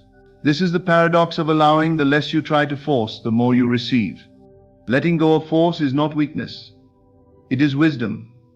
It is knowing that your power lies not in pushing, but in aligning. When you are aligned, meaning when your thoughts, feelings, and assumptions are in harmony with your desire, everything becomes easier. Decisions are clearer. Timing is better. Resources appear. You move through life as one who is supported. And you are. The universe, God, Source, whatever you call it, is not withholding anything from you. It is waiting for you to get out of the way. Allowing is how you get out of the way. And so, each day you check in with yourself. Am I striving or allowing? Am I forcing or flowing? Am I resisting or receiving? When you notice tension, you pause, you breathe, you soften, you return to the feeling of already having it. You remind yourself it's already done. I don't need to rush. I don't need to struggle. I am safe to receive. From that place you live. You love, you move, and you manifest, not by effort, but by allowing. Your greatest breakthroughs often arrive through the quiet inner decision to stop waiting and start becoming. Instead of standing outside your dream with longing, you walk into it by faith and carry yourself as the person who has already received it. That internal shift, a change in your self-concept, is what opens doors that were once invisible. You are not waiting for something to happen so you can feel worthy, abundant, healed, loved, or powerful. You decide that you are already all of those things, and from that decision, the outer world begins to mirror what you've accepted as true within. The life you live is a reflection of who you believe yourself to be. When you see yourself differently, you think differently. When you think differently, you feel differently. When you feel differently, you act differently. And when you act differently, everything changes. But that transformation does not begin in action. It begins in identity. Most people spend their lives trying to achieve something so they can finally become someone. But the real secret is that you must become first internally. When you assume a new self-image, the world reshapes itself around your new identity. Life doesn't respond to what you say you want. It responds to who you are being. That is why embodying your breakthrough now before it shows up is so powerful. If you want abundance, you must begin to see yourself as abundant in thought, language, emotion, and behavior. If you want healing, you must stop identifying with illness and begin identifying with wellness. If you want love, you must stop seeing yourself as someone waiting to be chosen and start seeing yourself as someone already chosen, already enough. You must wear the energy of your fulfilled desire like a garment until it becomes second nature. There is no power in waiting. Waiting is a signal to the subconscious mind that you are separate from your desire. And because the subconscious creates based on assumption, it continues to reproduce that feeling of separation in your outer world. The more you wait, the more reasons life gives you to keep waiting. But when you close that gap, when you declare within yourself, I am already that, you collapse time. The universe no longer sees a future possibility, it sees a present reality, and it begins arranging everything to reflect what you now believe. This is not delusion, it's spiritual alignment. And spiritual alignment has more power than any action taken from a place of fear or lack. When you align with the version of yourself who already lives in your desired state, you don't have to beg for your breakthrough. You become the breakthrough. This change begins in imagination. You must see yourself differently, not once but repeatedly, until that new self-image overrides the old one. You close your eyes and picture yourself walking through life with confidence, joy, certainty, and freedom. You imagine how you would speak, move, dress, and feel. You imagine how people would respond to you. And you begin to carry that energy in the present moment, not as performance, but as a shift in being. You stop talking like someone who's unsure. You stop acting like someone who's stuck. You stop thinking like someone who's waiting for a miracle. Instead, you become the miracle. You carry the posture of fulfillment. and fulfillment responds to that frequency. Of course, the old self will resist. You've been that version of yourself for so long, defined by past failures, traumas, and patterns, that the idea of stepping into something new may feel unnatural. The mind will bring up evidence to prove why you can't change. It will whisper doubts. It will remind you of what didn't work before. But this is where the real work begins. You are not your past. You are not your mistakes. You are not your environment. You are consciousness choosing a new form, a new frequency, a new reality. And every time you choose to embody that new version of you, even when the evidence hasn't caught up, you are rewriting the code of your life. You are telling your subconscious, this is who I am now, and your subconscious obeys. This embodiment is not about faking confidence or pretending to have answers. It's about stepping into truth. You are already whole. You are already enough. Your desire is not outside of you. It is part of you seeking expression through you. And when you allow yourself to feel worthy of that desire now, not later, not someday, but now, you make space for it to manifest.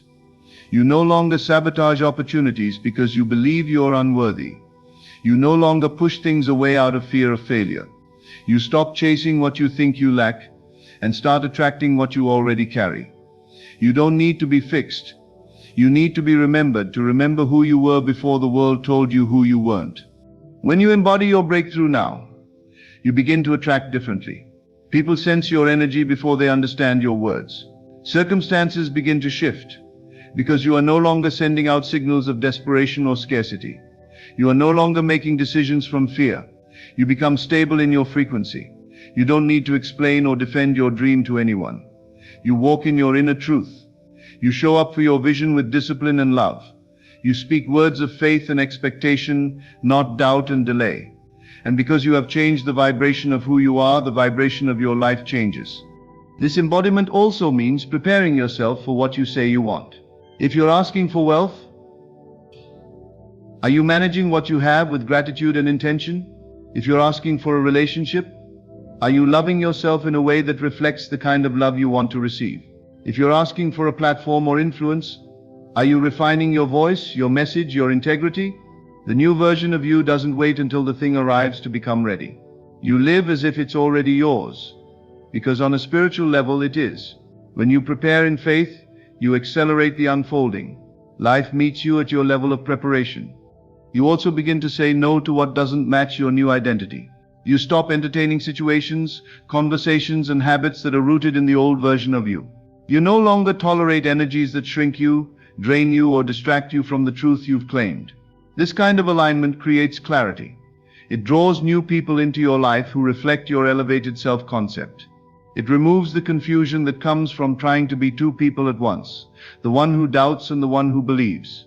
You choose belief, you choose vision. You choose to embody the version of yourself who has already received. And that choice ripples outward into every area of your life. The journey of embodiment is not always linear. Some days you'll feel deeply connected to your new self. Other days the old identity will try to creep back in. But the power lies in consistency. You do not need to feel perfect. You do not need to have it all figured out. You simply return again and again to the state of being you've chosen. You remind yourself, I am already her. I am already him. I am already there. You speak to yourself with love and authority. You re-anchor yourself in the energy of completion. You celebrate even small signs of alignment. You stop judging the process. You trust it. And that trust becomes your new foundation. You begin to expect things to go well for you. Not out of arrogance, but out of alignment. You expect divine appointments, unexpected breakthroughs, and gentle confirmations. You expect favor, guidance, and wisdom. And you are no longer surprised when they arrive. Because when you live from the end, the middle no longer scares you. You're no longer checking every hour to see if your manifestation is here. You're too busy being the person who already has it. That is embodiment. This is what it means to live from vision, not from memory. Memory keeps you in cycles. Vision sets you free. Your vision must be more dominant than your history. The image you hold of your future self must outshine the echoes of your past. You must prioritize where you're going over where you've been. That means speaking the language of victory, carrying the energy of arrival, and trusting the unfolding even when the path is unclear. When you embody your breakthrough now, you collapse time, override logic, and open yourself to a level of manifestation that feels supernatural, because you've accessed a deeper reality. You are not becoming something new. You are remembering what's already within you. You are reclaiming the identity that aligns with your deepest truth. You are walking through life as someone who knows their value, owns their desire, and honors their journey. And because you have changed who you are being, what you are seeing will inevitably follow. The world can't help but reflect your embodiment, not because you begged for it, but because you became it. The moment you begin to live from within is the moment your life begins to unfold with divine intelligence. When you shift your attention from the noise of the world to the stillness of your own inner sanctuary, you awaken a power that has always been present but long ignored. It is not the outer world that defines you, it is the inner world that projects outward. Your outer life is nothing more than a mirror, reflecting the quality of your inner conversations, your emotional tone, your assumptions, and your self-concept. The key to transformation, then, is not to chase things in the world, but to go inward and become the person who naturally attracts those things by the very nature of their being. The noise around you will always be loud. The voices of fear, doubt, pressure, comparison, and competition will clamor for your attention. The world will try to convince you that you must hustle, push, strive, and compete for your worth. It will tell you that your value lies in your results, your performance, your appearance, your approval from others. But the inner voice, the voice of your spirit, does not shout. It whispers. It calls you inward, not to withdraw from life, but to remember who you are before the world taught you to forget. When you live from within, you stop looking to the world to give you permission to believe. You become your own source. You anchor yourself in truth, and from that truth everything external must align. To live from within is to create from a state of being, not doing. It means you no longer react to circumstances. You respond from inner alignment. It means you no longer beg for change. You become the change. You do not wait for things to feel safe before you feel secure. You feel secure first, and then life reflects it. You do not wait for validation before you feel worthy. You feel worthy now, and then validation becomes irrelevant. You do not wait for a relationship to feel loved. You feel love now, and then relationships flow naturally. Everything you want is already within you. The joy, the peace, the clarity, the strength, the abundance, the love. They are all aspects of your inner world, waiting to be acknowledged and embodied. The great error of humanity is that we have been taught to reverse this order. We look to the outer world to tell us how to feel, what to believe, and who we are. But this backward approach keeps us in cycles of lack and longing. We become addicted to results and outcomes. We live in emotional reaction to every delay, disappointment, or challenge. We let the five senses be the final authority, rather than recognizing that they only report what has already been accepted within. The senses can only reflect what the spirit has already sown. If you want to change the fruit, you must go to the root, and the root is always within. Living from within means cultivating stillness. It means making time each day to close your eyes, breathe deeply, and reconnect with your core. It means turning down the volume of external input, social media, news, other people's opinions, and tuning into your own intuition. In that stillness, you listen not just for answers, but for alignment. You ask yourself, who am I being right now? What am I assuming? What vibration am I living in? What inner reality am I offering to the world? These are the real questions. And the answers will not always come in words. They will come in feeling, a sense of peace, a knowing, a gentle course correction. Living from within is not about having all the answers. It's about being connected to the source of answers, moment by moment.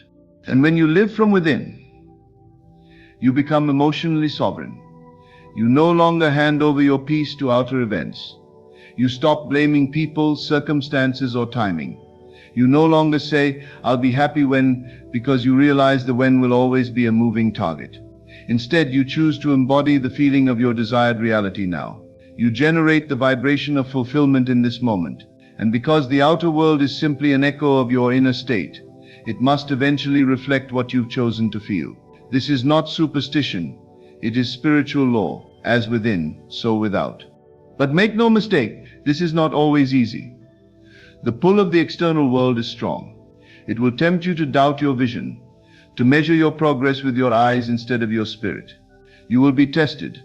You will be given opportunities to slip back into old reactions. But each time you choose to return inward to the truth of your being, you become stronger. Your inner world becomes more stable, more consistent, more magnetic, and soon you will find that the outer world starts to reflect your inner truth with increasing speed and clarity. Living from within also requires radical self-honesty. You must be willing to confront the stories you've believed, the patterns you've repeated, and the limitations you've inherited. Not to shame yourself, but to free yourself. You must look at the beliefs that have shaped your life and ask, do these serve me anymore? And if they do not, you must have the courage to choose differently. That choice happens within. No one else can make it for you. No one else can live in your consciousness. You alone are responsible for your vibration. You alone must decide what kind of inner environment you will carry through the world. Will it be one of fear, doubt, and scarcity? Or will it be one of love, power, and abundance? As you choose to live from within, you become less reactive and more creative. You stop trying to fix the world and start revealing the world you carry inside. You become an embodiment of peace in a chaotic environment. You become a light in places of confusion. You become a solution where others see only problems. Not because you're trying to impress or perform, but because your inner world has become so rich, so whole, so alive with truth that it spills over into every interaction. Your life becomes a testimony to what happens when a person decides to live from spirit instead of circumstance. And the beauty is, you begin to enjoy life more deeply. You no longer live in constant tension, waiting for the next achievement to make you feel good enough. You no longer postpone your joy until conditions improve. You feel deeply, live freely, and love boldly, because your fulfillment is not held hostage by the outer world. It is rooted in something eternal, something unshakable. You realize that the more you live from within, the less you need to prove anything. Your presence speaks for itself. Your energy does the heavy lifting. You don't have to hustle for what is already yours. You simply have to be in agreement with it.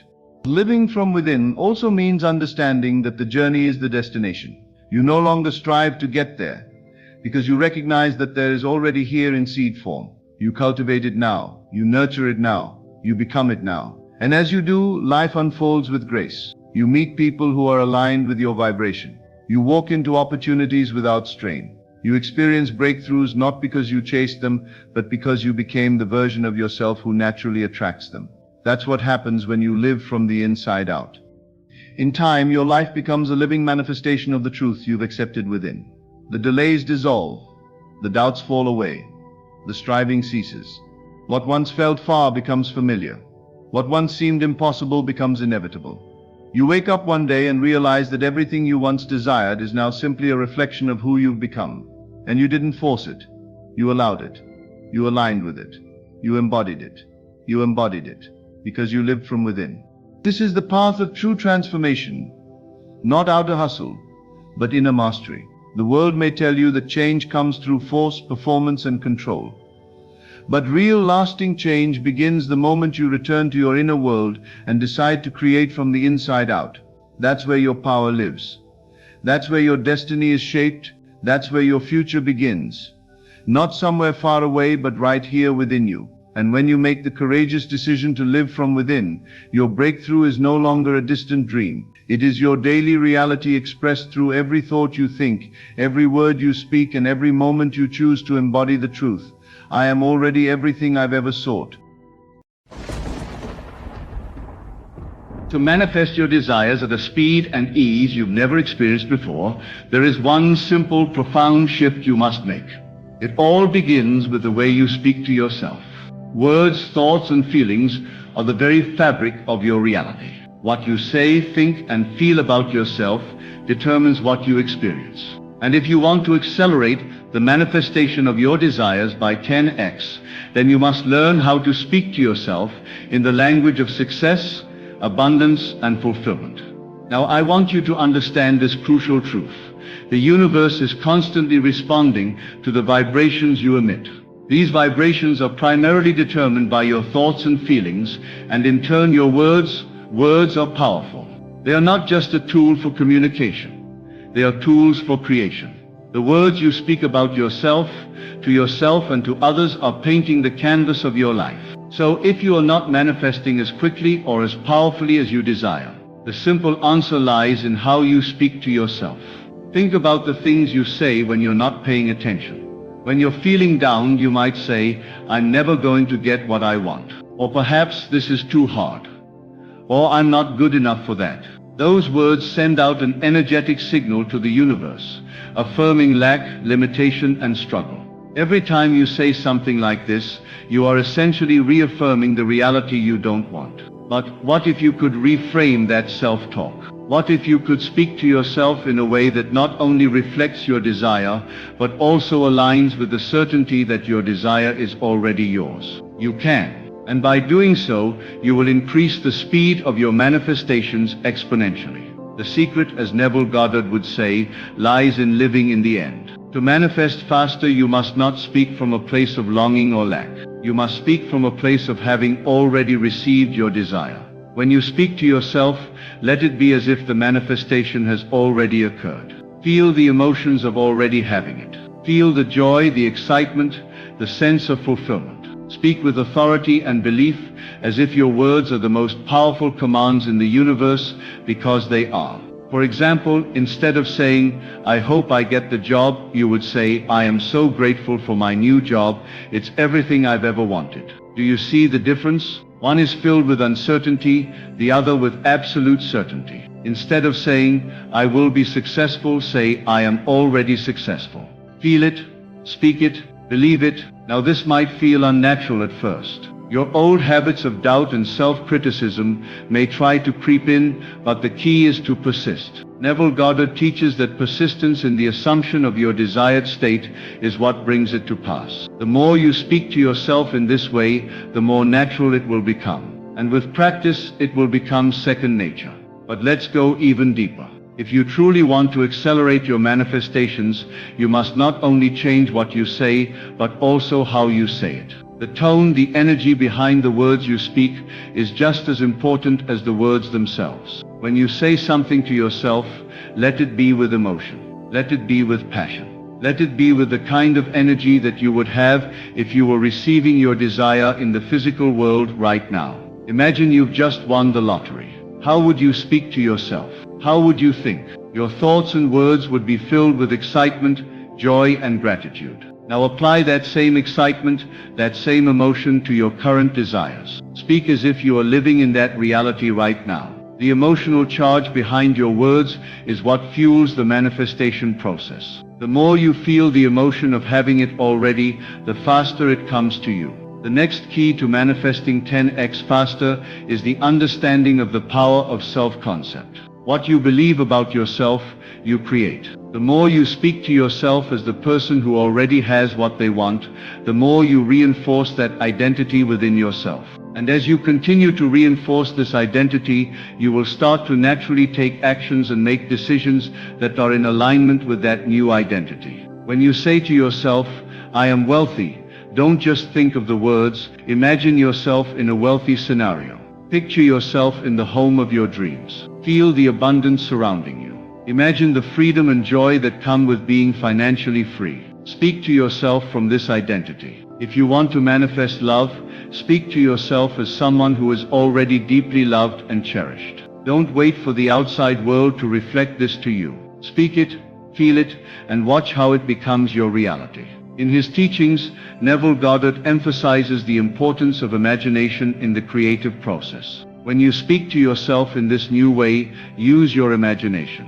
Visualize your desired outcome as you speak your words. The act of speaking your new reality while vividly imagining it brings it into your experience at a rapid pace. Now let's talk about the importance of inner dialogue. The words you speak to yourself when you are alone, when you are reflecting, when you are in your own company, are the most powerful words you can speak. This is where the real work lies. Many people may speak positively to others, but when they are alone, they fall back into old habits of self-doubt and fear. To manifest faster, you must speak to yourself as if you are the person who already has what they desire, even when no one is watching. This is where the magic happens. When you find yourself in moments of doubt or fear, quickly correct your inner dialogue. Do not allow negative thoughts to take hold. When you catch yourself saying, "I can't do this," immediately replace it with, "I am more than capable of achieving anything I set my mind to." When you catch yourself thinking, "I don't have enough money," replace that thought with, "Money flows to me easily and effortlessly." What you focus on expands. So when you focus on your desire, when you speak of it with love, certainty and enthusiasm, you are drawing it closer to you. The energy you put into your words is a magnet that attracts your desire into your reality. The next step is to understand the importance of affirmations. Affirmations are powerful tools for manifesting, but only when they are spoken with genuine feeling. The words "I am rich" or "I am successful" will not bring you anything unless you feel them deeply. So when you use affirmations, make sure you feel the truth of those words in every fiber of your being. Speak them with conviction. Feel them with passion. Imagine them being true in this very moment. For example, if you are affirming wealth, close your eyes and see yourself in your ideal financial situation. Feel the emotions of joy, relief, and excitement. Speak the affirmation, "I am financially abundant," and truly feel it in your heart. Let the words flow from you as if they are already true. The more you speak with this kind of feeling, the more rapidly your manifestations will come. It's also essential to release the need for how and when things will manifest. One of the biggest blocks to rapid manifestation is trying to control the process. We often get so caught up in the how and when that we end up sabotaging our progress. Instead, speak with complete trust that the universe knows the best way to bring your desires to you. Trust in the timing of your manifestation. When you speak to yourself, speak with the belief that everything is working out perfectly, even if you can't yet see the evidence of it. You must also remember the power of gratitude in your speech. As you speak to yourself about your desires, always speak with gratitude as if it has already come to pass. Gratitude is a powerful magnet for attracting more of what you want. Speak to yourself as though your manifestation is a gift already received, and feel the gratitude in every word. Let's now discuss consistency. The key to manifesting 10x faster is consistency. The more you speak to yourself in this new way, the quicker your desires will materialize. Don't just speak this way for a day or two and expect miracles to happen. Make it a daily practice. Speak to yourself with conviction, with passion, with the certainty that your words are creating your reality. The more consistent you are, the faster your manifestations will come. Every day, speak as if you are already living the life you desire. Say it out loud. Say it in your mind. Say it with emotion. Speak to yourself like you are already the person who has what you desire. The faster you begin to believe this truth, the faster the universe will mirror it back to you. The final key to manifesting 10x faster is to believe in the process. Trust that your words have the power to create your reality. When you speak with certainty and feeling, you are not just speaking words, you are commanding your reality.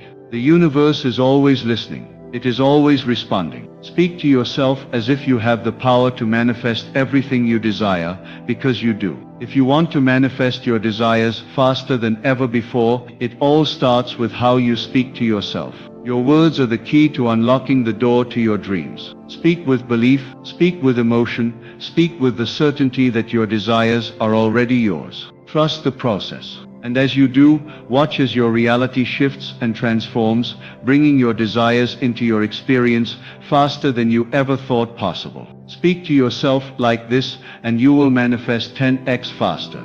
As you continue to refine the way you speak to yourself, let me remind you that you are constantly in a state of creation. Every moment you exist, your words and thoughts are actively shaping the world around you. But remember, it is not just the words themselves that matter, it is the state of consciousness from which those words arise. The feeling, the vibration that is being transmitted through your speech is what moves the universe. If you speak in fear, in doubt, or in a state of lack, the universe responds to that and reflects it back to you. So when you speak in alignment with your desires, not only do you speak the words of your desires, but you must speak them from a place of deep knowing. You know it's already done. You are not wishing for something, you are not hoping for something, you are affirming the reality that you are already living it. In this state, your desires are no longer distant or unattainable. They are already yours. This is where most people trip themselves up. They ask for something, but they doubt it can come. They say the words, but there is a disconnect between the words and their inner belief. But when you say, I am abundant, feel the abundance in every fiber of your being. Let the very core of your being vibrate with the certainty that this is the truth. When you say, I am loved, let that feeling of love fill every part of your body. When you say, I am successful, see the success in your life, feel the success in your bones, and speak it as though it is an undeniable truth. By doing this, you are no longer just speaking affirmations, you are stepping into the energy of your desired reality. You are becoming that version of yourself who already has it. This is the true power of self-talk. When you speak to yourself in this way, not only do you convince your subconscious mind that it is already true, but you also align with the universe's vibrational frequency that matches your desires. This is where the magic happens. The more you practice this, the quicker you will see the results. The universe is not a distant force, it is intimately connected to you and responsive to every word, every thought, every feeling you have.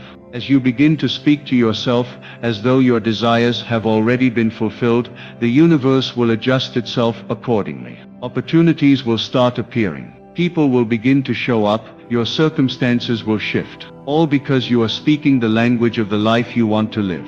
But here's the key, persistence is everything. It's easy to speak to yourself this way for a day or two, especially when things are going well, but what happens when obstacles arise? What happens when you face a setback or encounter resistance? This is where true power lies. To manifest 10x faster, you must continue speaking to yourself as though the manifestation is already here, even when the evidence is not yet visible. Neville Goddard emphasized that we must not be swayed by appearances. Your outer world will reflect your inner state, but it will not always do so immediately. In fact, there will be times when it seems as though the opposite is happening. That is the time when you must stand firm in your self-talk. Speak to yourself from the knowing that your desires are already here. Do not be moved by temporary circumstances. Trust in the process and speak as if the manifestation is already unfolding. This persistence in the assumption of your desired reality will eventually cause the outer world to conform. It is like planting a seed in the ground. At first there is no sign of growth, but you continue to water it, nurture it, and believe in the process. Over time, the seed breaks through the soil and begins to grow. The same is true for your manifestations. Your words are the water and the nurturing force that cause your desires to sprout and grow. Don't think that you need to say these things only when you're alone, or only in a meditative state. You can speak to yourself in this way all throughout the day. As you walk through your day, affirm your desires. As you encounter challenges, reaffirm your beliefs. You can be speaking to yourself in your mind while you're going about your tasks, and it will still have the same powerful effect. The more you do this, the more you will program your subconscious mind to align with your desires. The subconscious mind does not differentiate between what is real and what is imagined. It simply accepts the thoughts and beliefs you continuously feed it. The beauty of this practice is that you are not waiting for external circumstances to change before you change your speech. You are changing your speech first, and that is what changes the circumstances. You are the creator of your reality, and your words are the tool that you use to bring your visions into being. Speak with power, speak with confidence, speak with the certainty that your desires are already manifesting. As you continue to practice this way of speaking to yourself, it becomes not just a technique, but a way of life. Speaking this way will become as natural as breathing. You will no longer need to consciously remind yourself to affirm your desires, because you will already be living in the end. Your words will align effortlessly with the life you are creating. The speed of your manifestations will increase, and the process will begin to feel effortless. As you align your inner speech with your desires, remember to also align your actions. You will begin to feel inspired to take steps that are in harmony with your desired reality. These actions will not feel forced, they will feel natural, as though you are simply following the flow of your own internal guidance. The key here is to trust that as you speak to yourself with confidence and clarity, the universe will guide you to take the necessary actions to bring your desires into physical form. The more you trust the power of your words, the more you will see evidence of their power in your life. Manifestation is not a difficult process.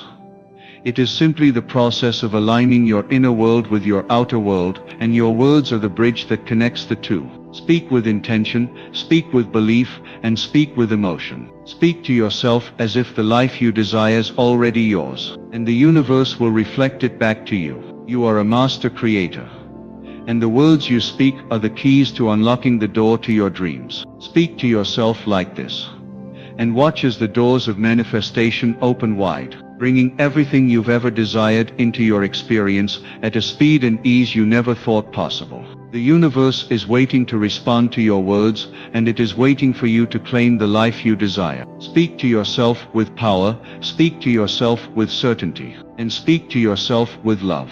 The world is yours to create. As you continue to speak to yourself with this level of power and certainty, you'll notice that not only will your external circumstances begin to shift, but you'll also begin to change from within. Your self-concept will evolve, and you will start embodying the qualities of the person who already has their desires. This transformation is subtle, but it is profound. The more you speak to yourself in alignment with your desires, the more you will start acting in ways that match your new self-concept. Remember, the power of speech is not limited to spoken words. It extends to the inner dialogue as well.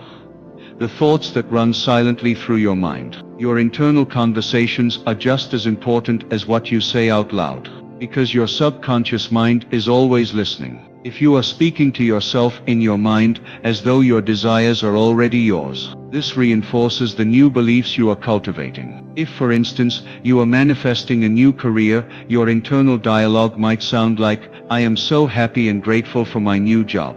Every day, I step into my role with confidence and excitement. This job is everything I've ever wanted and more." When you say this, do you feel the excitement? Can you see yourself already in that position, working in an environment that brings you joy and fulfillment? That is the secret. Feeling the emotions of the desired state as if it's already happening. Another key point is to be mindful of the language you use when you are interacting with others. While self-talk is essential, how you speak about your desires to others is also important. When you speak about your dreams, do so with enthusiasm and certainty. Never speak about your desires with doubt or hesitation. When you tell someone about your goals, speak as if they are already in progress or already complete. For example, if you are manifesting a relationship, you might say to a friend, "I am so happy and grateful for the loving relationship I'm in. My partner and I share a deep, fulfilling connection." Even if this hasn't manifested yet, speaking this way tells the universe, "I am ready and I know it is already coming." By continuing to speak in this way, both to yourself and to others, you reinforce the belief that what you want is already yours. And this belief becomes a magnetic force that attracts your desires into your experience. The power of words works both ways. When you speak with conviction to others, you send out a signal that tells the universe you are certain, confident, and aligned with your desires. Your words become an extension of your belief system, further solidifying your intentions and drawing your desires closer. One of the biggest breakthroughs in manifestation comes when you fully accept that your desires are not something to be earned, sought after, or struggled for. They are a natural extension of who you already are. When you speak from this truth, your desires no longer feel like something outside of you. They become an inherent part of your reality, and this deep inner knowing accelerates their manifestation. As you speak to yourself in alignment with this truth, remember that the universe works in mysterious ways. It may not always bring your desires in the way you expect, or within the time frame you envision. However, you must have faith that everything is unfolding perfectly. There will be times when your desire shows up in unexpected forms or through unconventional channels, and it is in these moments that your faith in the process must be unwavering. Speak with certainty, even when the manifestation is still on its way, because you are living in the end result, where it has already occurred. Let go of the need to control the how. The universe knows how to deliver what you desire. Your job is to speak, feel, and act as if it has already been delivered. This is the art of surrendering, not to give up on your desires, but to trust the universe's wisdom in how it will manifest. Trust that what is unfolding is in perfect alignment with your highest good. Speak with the belief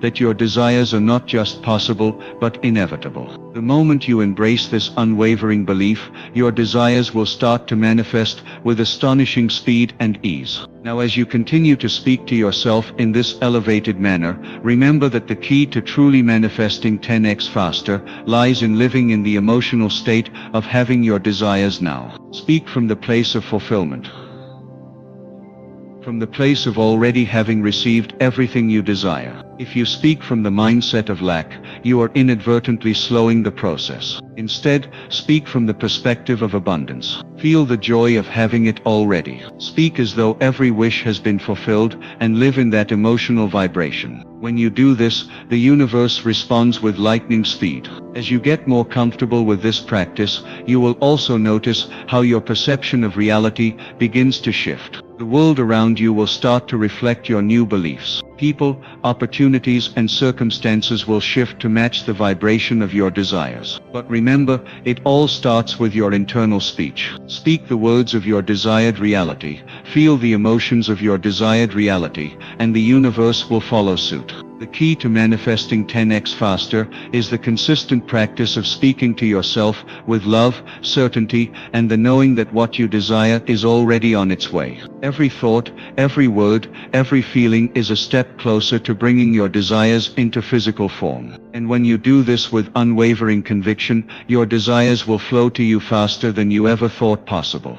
Do not underestimate the power of your inner dialogue. It is the very force that shapes your experience. When you speak to yourself in a way that reflects your desired reality, the universe has no choice but to align with your words. You are the creator of your world, and your words are the blueprint for the life you are building. So as you continue on this journey of manifestation, make a commitment to yourself today. Commit to speaking only words that empower you, that inspire you, that reflect the truth of who you are and what you are capable of. Speak to yourself with love, confidence, and gratitude, knowing that your desires are already on their way. You are the master of your reality, and with the words you speak, you are shaping a life beyond your wildest dreams. In conclusion, the power to manifest anything you desire lies within your ability to speak to yourself with unwavering conviction and belief.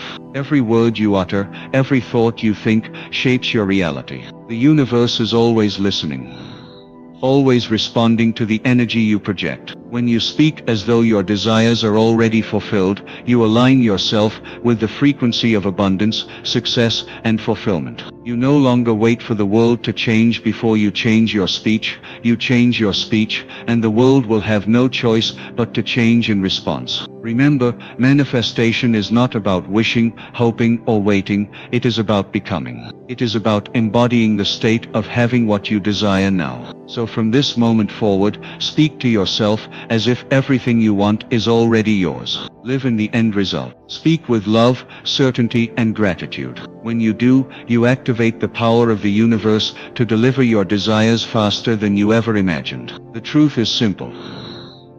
You are the creator of your reality, and your words are the magic wand. Speak to yourself like the powerful being you truly are, and watch as your world transforms in ways beyond your wildest dreams. Your manifestation begins the moment you decide to speak it into existence. Speak it, feel it, believe it, and above all, know that it is already yours. This is the key to manifesting 10x faster. The world is waiting for you to claim your greatness. Speak to yourself like this, and nothing will be impossible. My dear friends, I want to share with you a truth so profound, yet so simple, that it has escaped the notice of the busy and striving world. And that truth is this: relaxation is the key to the fulfillment of every desire. It is not through struggle or effort or worry that you manifest what you seek. It is through the serene assumption of the wish fulfilled. It is in stillness, not striving, that the creative power of your own wonderful human imagination goes to work. You do not need to fight for what is already yours. You only need to assume, in quiet confidence, that it is already done. And in that calm knowing, in that relaxed assurance, the bridge of incidents begins to form. It is not your work to create the bridge. Your work is to rest in the end. And this rest, this inner Sabbath, is the state of relaxed faith that all things are working together for your good. Now I ask you, what is your desire? Is it love? Is it wealth? Is it recognition? Is it health? Whatever it is, I say to you, it is already yours. If you will dare to assume that it is so, but this assumption must not be tense. You must not clutch at your desire as though it were outside of you, distant and difficult to grasp. No, my friends, you must relax into it as though you were slipping into a warm bath. You must feel its reality inwardly and allow the feeling to possess you. There is a secret place within you, the silence of your own being, where all creation begins. In that silence you are one with the infinite, and in that stillness, the seed of your assumption is planted. But if you are restless, anxious, or striving, the soil of the mind is agitated, and the seed cannot take root. Only in the calm, relaxed acceptance of your desire as a present fact can it grow into form. You have been told, be still and know that I am God. What does this mean? It means that in stillness, in relaxation, you come into alignment with your creative power. You no longer seek outwardly, for you have found the treasure within. You are no longer tossed about by appearances, for you know the truth of your inner state. You are no longer subject to the opinions of the world, for you have assumed your wish fulfilled, and in that assumption you rest. Now do not confuse relaxation with passivity. It is not laziness. It is alert stillness. It is receptive confidence. It is not the sleep of forgetfulness, but the sleep of fulfilled desire. You close your eyes not to escape, but to see more clearly. You turn inward, not to avoid life, but to create it deliberately. And from this sacred place within, you imagine not what could be, but what already is. Imagine now that your desire is fulfilled. How do you feel? What is your inner state? Let that feeling rise in you. Do not force it. Simply allow it. Let it gently saturate your mind and body like a fragrance. Rest in that mood. Clothe yourself in the atmosphere of your wish fulfilled, and then let it go. Do not strain to hold the image. Simply trust that the imaginal act was planted in the fertile soil of your relaxed awareness. The world is a mirror, my friends. It reflects not what you say, but what you feel. Not what you want, but what you assume. If you go about your day tense, anxious, or desperate for results, then you are declaring, I do not have what I desire, and the mirror will echo back that state. But if you walk in ease, with a light heart and a quiet confidence, then you are saying, it is already mine, and the world will conform to that assumption. We must learn to trust the invisible more than the visible, for the visible is only the outpicturing of an earlier state. If you want to change the world around you, you must first change the state within you, and the state that brings forth miracles is one of relaxed certainty. You do not need to convince the universe. You only need to convince yourself, and even that, not with argument or logic, but with feeling. Do you remember a time when something you desired came to you effortlessly? Perhaps you were not even thinking about it. You were relaxed, and in that state of non-resistance, it flowed to you. That is the secret. Not to strive, but to dwell in the end with ease. Not to beg, but to accept. Not to chase, but to receive. I once knew a man who desired success in his business. He worked day and night. He read every book, attended every seminar, and pushed himself to exhaustion. And yet the results eluded him. He came to me in frustration and said, "What am I doing wrong?" I told him, "You are trying too hard. You are pushing against the current. Relax, assume the feeling of success, and then rest in that feeling." At first he resisted.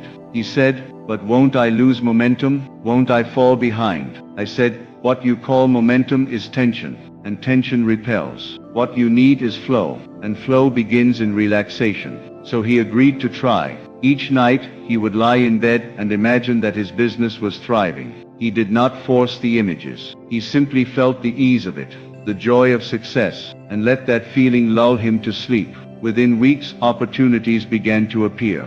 Connections were made. Clients multiplied.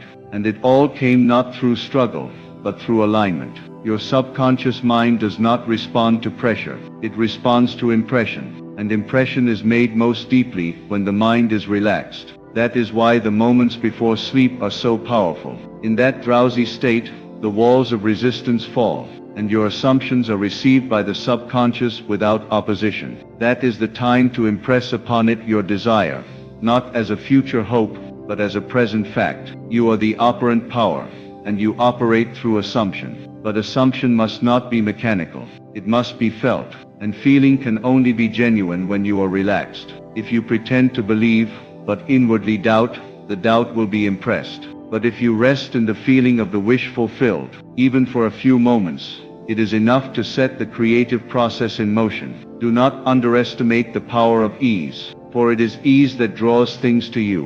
When you are tense, you create separation. When you are relaxed, you become magnetic.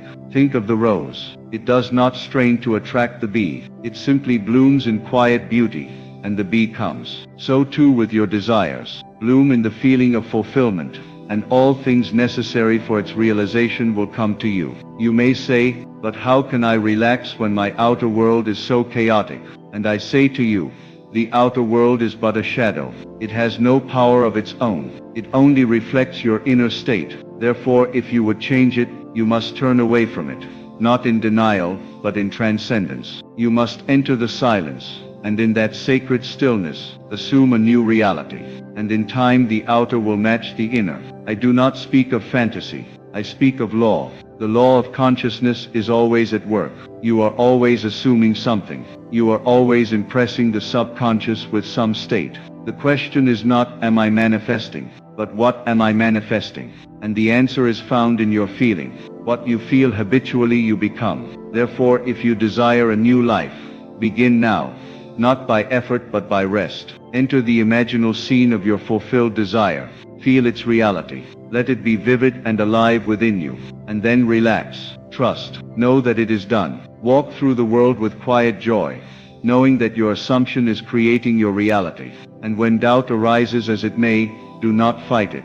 Simply return to the feeling. Return to the end. Return to rest. Some of you have been striving for years. You have tried technique after technique, and still you wonder why nothing changes. I tell you it is because you have not yet learned to relax. You are planting seeds, but digging them up each day with worry. You are affirming your desire, but feeling the lack of it. You must reverse this. You must feel the fulfillment, and then release all concern. You must trust the unseen more than the seen, and you must do it in peace. If I could leave you with one instruction, it would be this. Relax into the feeling of the wish fulfilled. Make this your daily practice. Morning and night, enter the state of fulfilled desire. Not with tension but with joy. Not with effort but with ease. Feel it as though it were already true. And then live from that state, quietly, confidently, lovingly. You will find that the world begins to change. Not by your manipulation, but by divine orchestration. Events will align, people will appear, opportunities will unfold, and you will look back and wonder how it all happened so effortlessly. And you will remember this, it happened because you relaxed. You let go of the need to make it happen, and you allowed it to happen. This is the secret I give to you. Not hidden in complexity, but in simplicity. Not buried in effort, but revealed in stillness. You are the creator, my friends. But you create not through force, but through assumption. And assumption blossoms best in relaxation. So tonight, as you lie down to sleep, do not replay the worries of the day. Instead, close your eyes, and enter the scene of your fulfilled desire. Hear the words that would be spoken if it were true.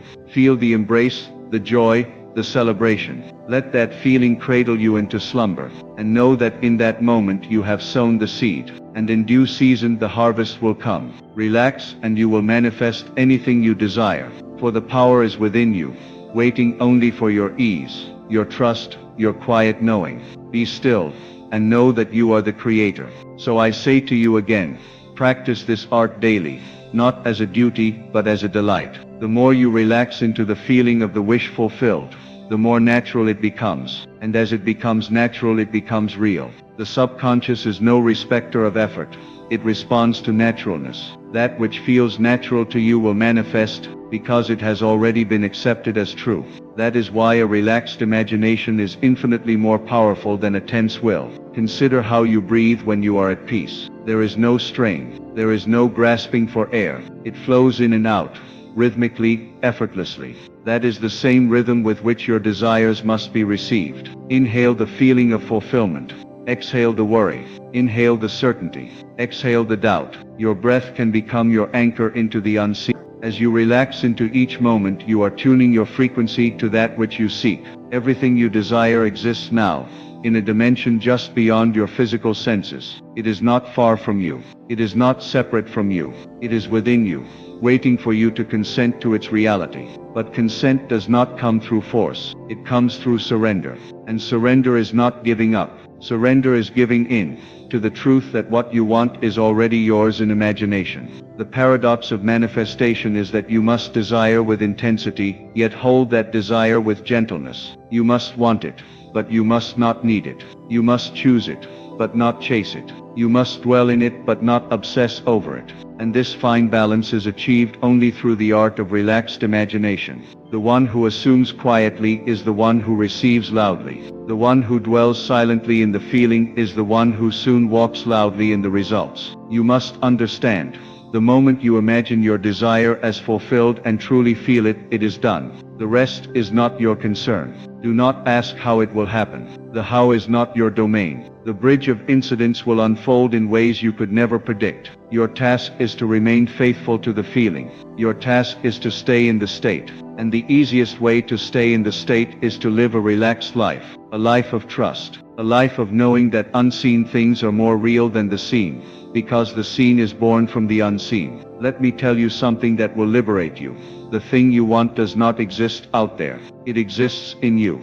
It is a pattern of consciousness, waiting to be activated. The moment you imagine it with belief, it begins to express itself through you. It is not that the world brings it to you, it is that your world molds itself around your state of being. And when you are relaxed, you are letting the clay take shape around your assumption. Do you not remember in the scriptures, it is said that God finished all his works and then rested? That rest was not idleness. It was faith in the completion of what was already done. You too must finish your inner work and then rest. Not the rest of doubt, but the rest of conviction. When you feel that inner peace, that quiet assurance, you have touched the creative state. And from that point forward, it is done unto you as you have believed.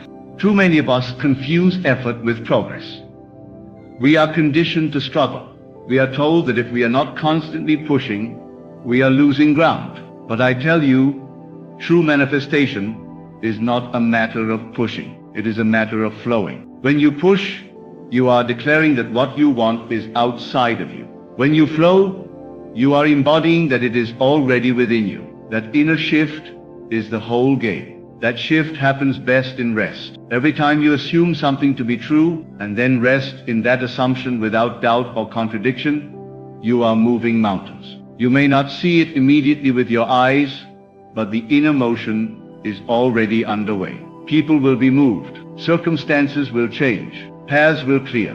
But you must not be like the man who plants a seed and then digs it up each morning to see if it is growing. Let the seed grow. Let it be. Your imagination is divine. It is God in action. And when you relax and let the imaginal act imprint upon your subconscious, you are doing the very thing the ancients called creation. This is the great mystery of the ages, that man is one with the Creator, and he creates through assumption. And assumption must feel natural to be effective. And what feels more natural than a relaxed state? If I could get this one idea into your heart, it would transform your life. You do not have to try so hard. Your trying is often the very thing delaying the manifestation. It is born from the belief that you are separate from your desire, but you are not. You are one with it, and your union with it is made visible through feeling. And feeling flows best through relaxation. So if you find yourself doubting, tense, or worried, do not try to fight the doubt. That only strengthens it.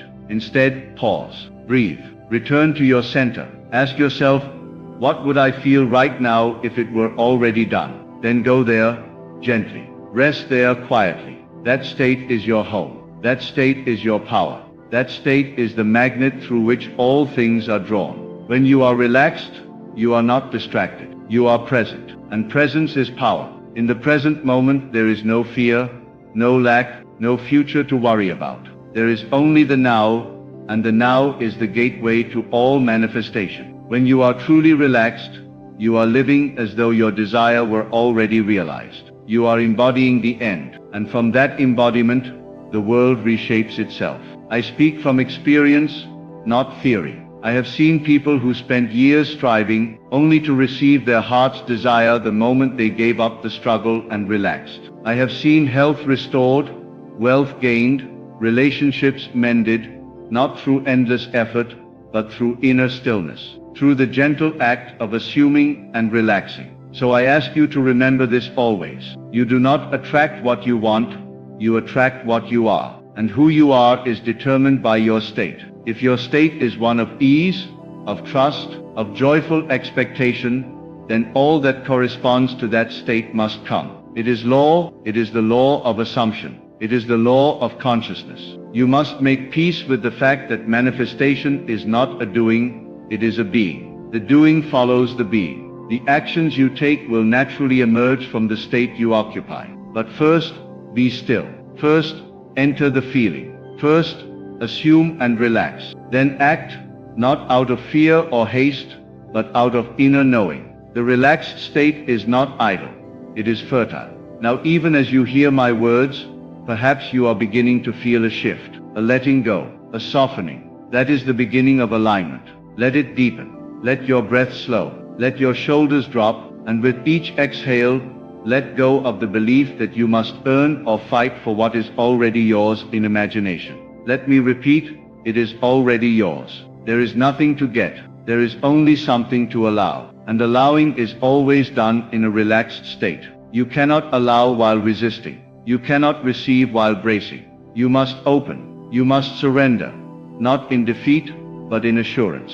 What would your life look like if you trusted this completely? What kind of ease would you move with? If you knew beyond doubt that all you desired was flowing to you. Can you feel the relief in that? That very relief is your access point. That is the state to dwell in. You do not need to maintain this state 24 hours a day. Even a few moments of relaxed assumption, fully felt, can shift the tide of your life. You will return to doubt at times, and that is okay. When you do not scold yourself. Simply return. Return to the state. Return to the scene. Return to the feeling. It is always available. You carry the creative power within you always. Let the world chase and strive and hustle. Let them be frantic.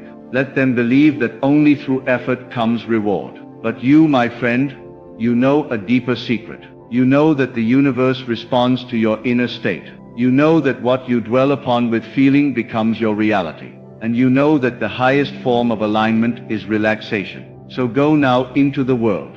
Not to get, but to express. Not to struggle, but to allow. Be the one who assumes with joy and walks with calm certainty. Be the one who rests, and therefore receives. Be the one who lives in the end.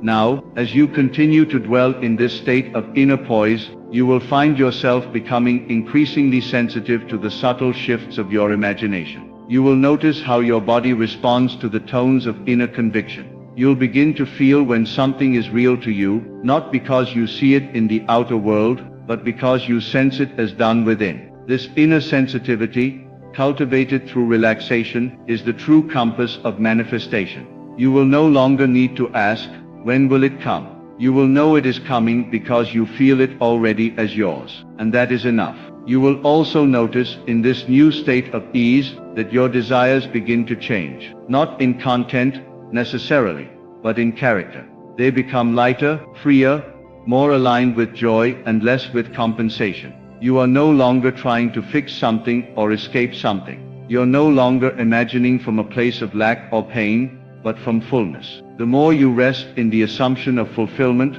the less desperate your desires become, and the more magnetic they are. You are no longer creating from need, you are creating from being. And being is the highest state. There is a stillness that comes over the mind when it truly believes. It does not rush, it does not calculate, it does not panic. It simply knows. You must seek to enter that stillness, to make it your dwelling place.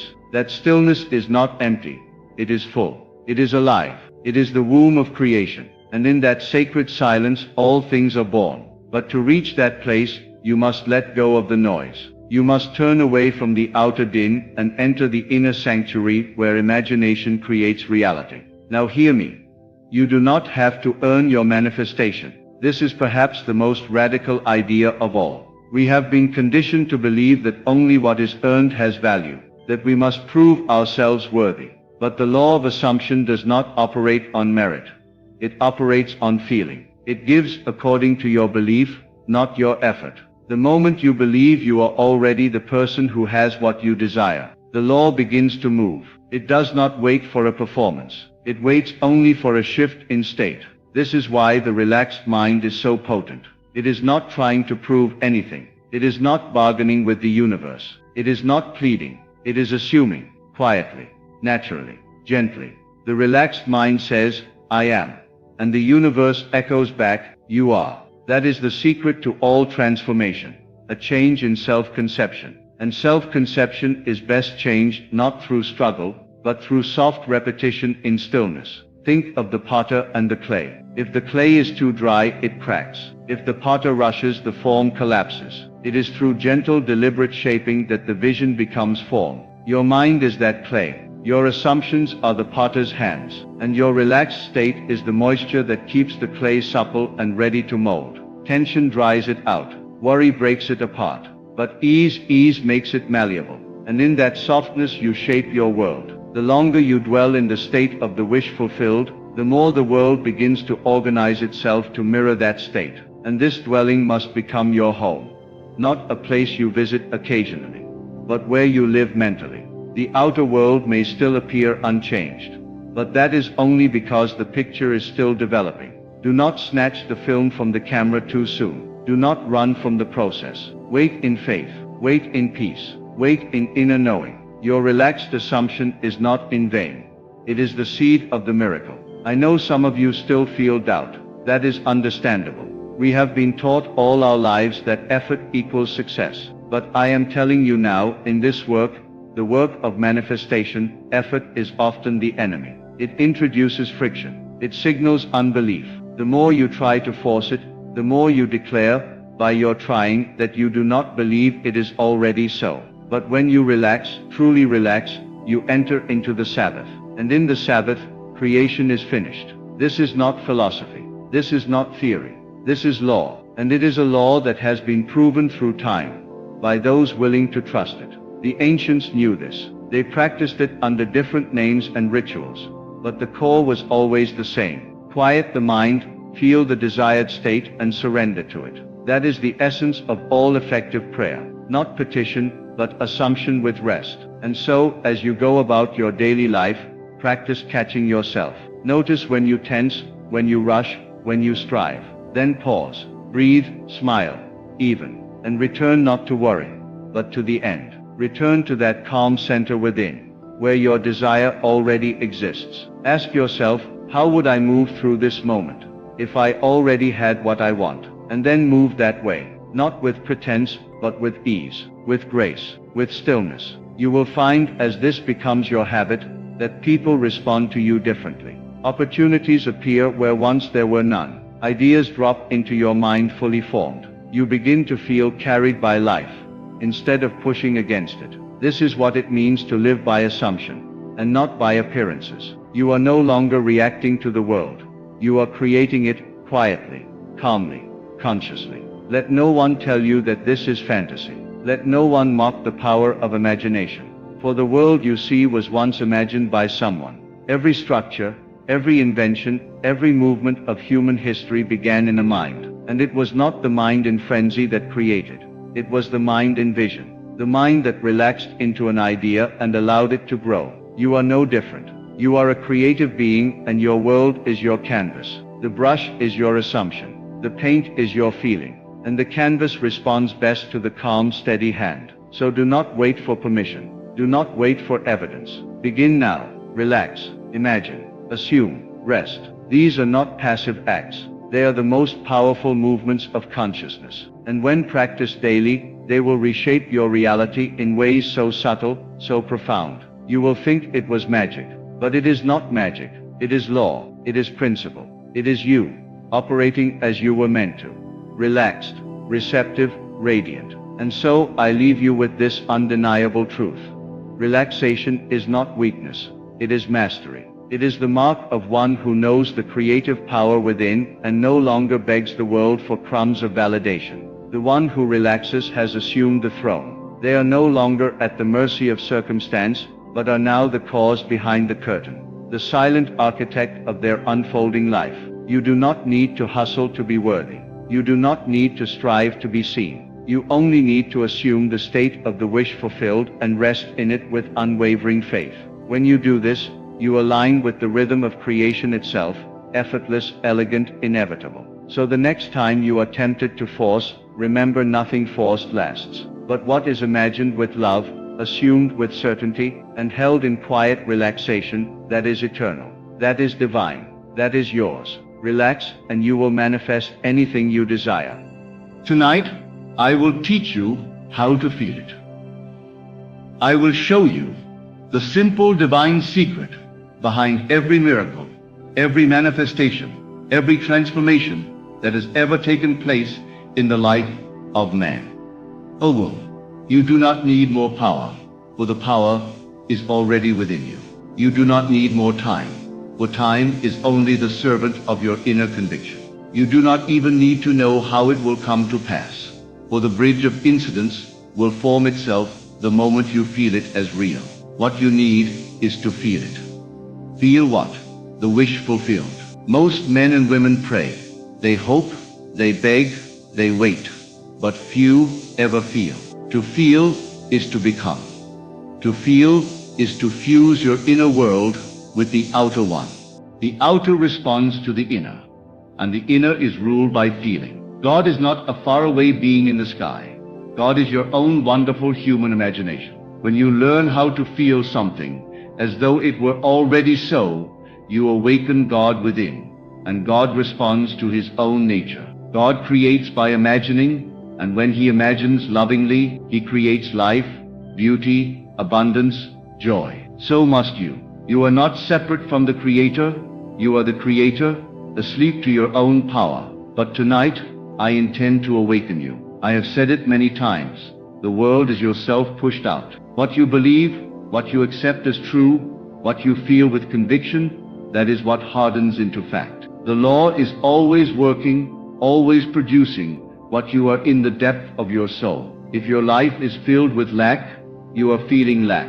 If your life overflows with blessings, you are feeling blessed. The world cannot help but mirror back to you the vibration, the state, the assumption you carry in your being. Therefore, I say again, I will teach you how to feel it. Let us now make this very practical. Suppose you desire wealth. You do not need to look to the stock market, to the government, to some external source. All you need is to enter the state of wealth within. You do this by feeling wealthy, not hoping to be wealthy. No, not acting as if wealth might someday come, but assuming now, with full inner conviction, that you are already the one you desire to be. How would you walk if you had all the wealth you desired? How would you speak? How would you greet your friends? How would you fall asleep at night? What would you think about as you awoke each morning? Ask yourself these questions sincerely, and you will begin to construct a new state of consciousness. And that state, once occupied in feeling,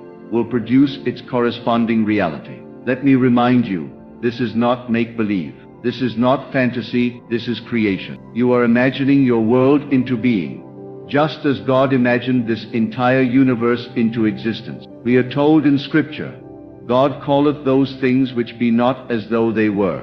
That is the very secret I am giving to you now. You must call forth the thing you want as though it already existed, and you must feel it to be true. Do not concern yourself with the facts of life.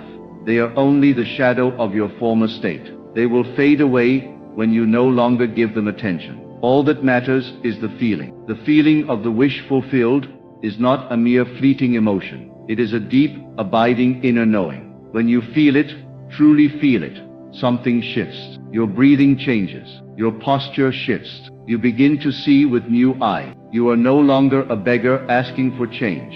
You are a creator declaring it is done. From that moment, your world must reassemble itself to reflect the new you, and it will. Not by force, not by willpower, but by the effortless divine operation of law. Imagine then that you are already where you want to be. Close your eyes and feel into that scene. Do not just visualize it, inhabit it. Make it real in your imagination. Hear the sounds you would hear. Touch the objects you would touch. Breathe in the air of that new world. Let every sense participate in the feeling of being already there. And then, let go. Fall asleep in that state.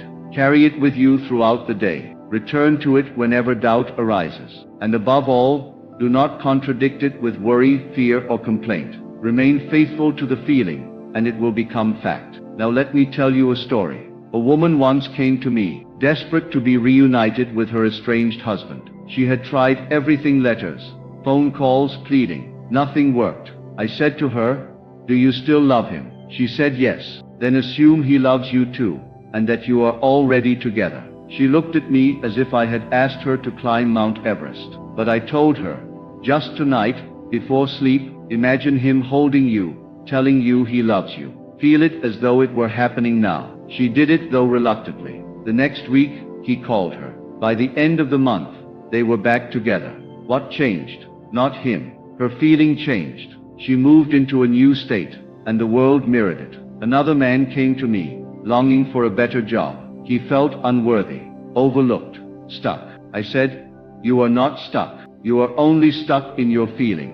I instructed him to construct a scene that would imply his desire had already been fulfilled. He imagined shaking the hand of a new employer, hearing the words, "You're hired," and feeling the pride of accomplishment. Every night, he entered that scene. Within weeks, a company he had never even contacted reached out with an offer, double the salary. What changed? Not the world. His feeling changed. He stopped being the man who waited, and became the man who had. I tell you again, if you can feel it, you can manifest it. You do not need to manipulate people, force circumstances, or wait for some perfect alignment of stars. You simply need to enter the state of the wish fulfilled, and remain there.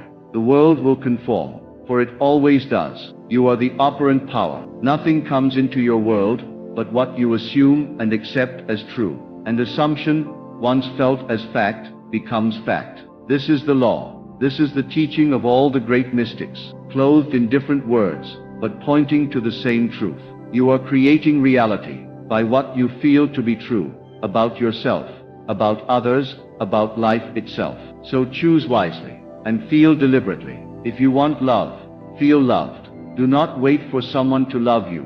Be the one who feels love now. Imagine what it feels like to be cherished, valued, adored. Walk in that feeling. Speak from that place. Love will come, for you have become the vibration of love itself. If you want health, feel healthy. Not someday, now. Feel the joy of vitality. Feel the ease in your body. Imagine the doctor saying, "All is well." Hear it, believe it, feel it. If you want freedom, feel free. Not in some distant future, but in this very moment. Break the chains in your mind, and your outer world will reflect your inner liberation. You are not a victim of fate. You are not subject to chance. You are the master, the chooser, the one who brings heaven or hell into being by your feeling. All the power of the universe is compressed within your own consciousness, and the gateway to its expression is feeling. Let us return to scripture again. As a man thinketh in his heart, so is he. It does not say, as a man thinks in his head. It says heart, which is the symbol of feeling. You may say with your lips, "I am wealthy," but if in your heart you feel poor, it is the feeling that will dominate. You must bring the word and the feeling into alignment. Speak what you feel, and feel what you speak. Only then do you create from truth. Now the question arises, but what if I feel fear? What if I feel doubt? Do not resist it. Acknowledge it, and then shift. Feelings are not enemies. They are messengers. If you feel fear, it means you are imagining something you do not want. So stop. Withdraw your attention from that scene, and construct a new one. Enter the feeling of safety, of confidence, of calm. Persist in that. Repetition will solidify the new state. And remember, no feeling lasts unless you sustain it. Sustain only what you want. This is not hard work. In fact, it is the most effortless of all. You are always feeling something. The question is, are you feeling deliberately or by default? Most people feel according to what the outer world tells them. But the magician, the mystic, the true creator, feels according to what they desire, regardless of appearances. And that is why they rise above the world and shape it. So tonight I urge you to begin. Do not wait.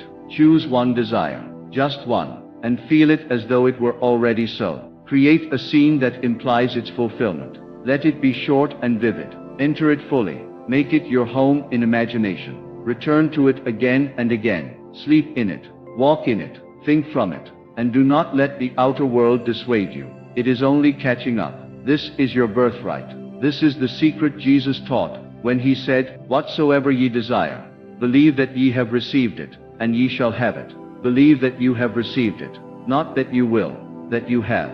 And belief in its purest form is feeling. I will teach you how to feel it, because feeling is the secret, not action, not strategy, not effort. Feeling, the moment you feel the state of your desire as real, the moment you inwardly consent to its truth, it must come to pass, not by might, not by force, but by the inner certainty of being. Go now, and feel deliberately, feel powerfully, feel as though you already are the one you want to be, and watch the world rearrange itself in perfect harmony with your inner state. You may wake tomorrow and see no sign, no evidence of what you have felt the night before, and you may be tempted to say, "It didn't work." But I tell you, never judge by appearances. The seed has already been sown, and what you now see is merely the lingering effect of your old state. Continue to feel the new reality. Let it take root. Persist in the assumption, not with strain, not with effort, but with quiet confidence, with that deep knowing that what you feel with conviction is law to your world. You must understand that the bridge of incidents, those mysterious, often untraceable paths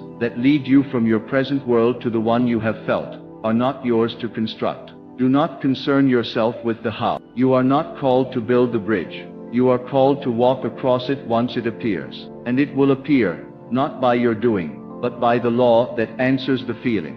What seems random, accidental, or coincidental will reveal itself, in hindsight, to be divinely orchestrated. But you must first claim the end. Feel it, own it, assume it. Each time you return to the old feeling of lack, of doubt, of fear, you reinforce that former state. But if you discipline yourself, even gently, to remain faithful to the desired state, you will notice a subtle change. You'll begin to feel different, not because the world has changed, but because you have changed. And when you change, the world must follow. The law is not partial.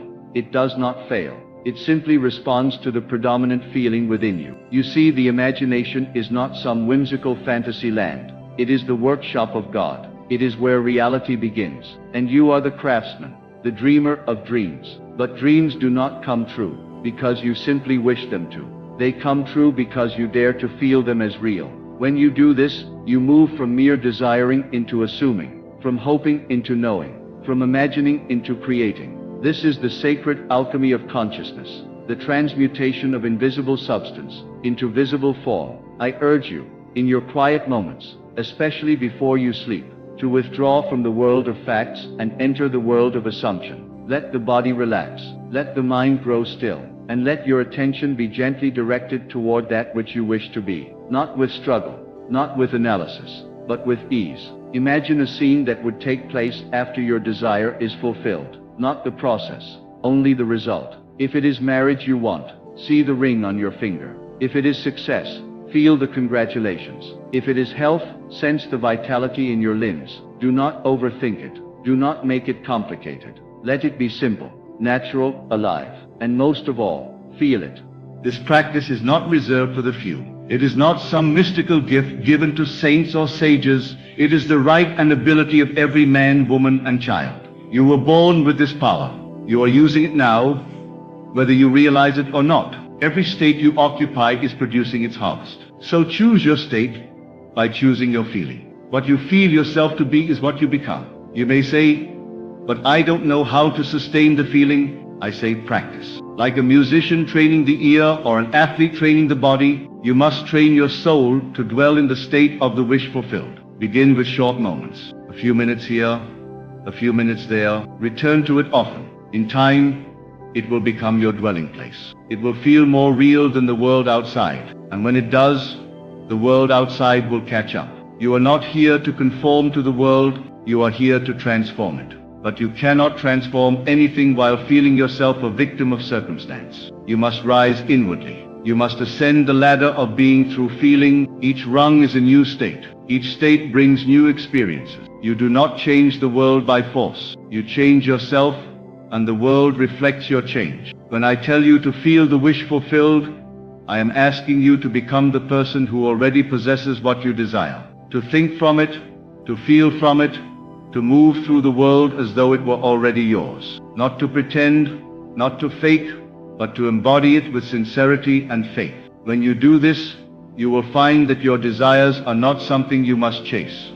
They are drawn to you, for you have become their embodiment. You must also learn the art of detachment. Not detachment from desire, but from outcome. Once you have felt it real, once you have accepted the state, do not strain for results. Let the feeling rest within you like a seed in the earth. Trust the law. Let life flow. Know that the manifestation is already in motion. You need not dig up the seed to check if it's growing. Your job is to feel it real, and then to live your life with the quiet confidence that it must come to pass. Many of you are waiting for a sign to believe, but the sign comes after the belief. First you believe through feeling, and then the sign appears. The feeling is the cause, the sign is the effect. To reverse this is to wait forever. So begin within. Begin now. Your world is your mirror. You do not see what is.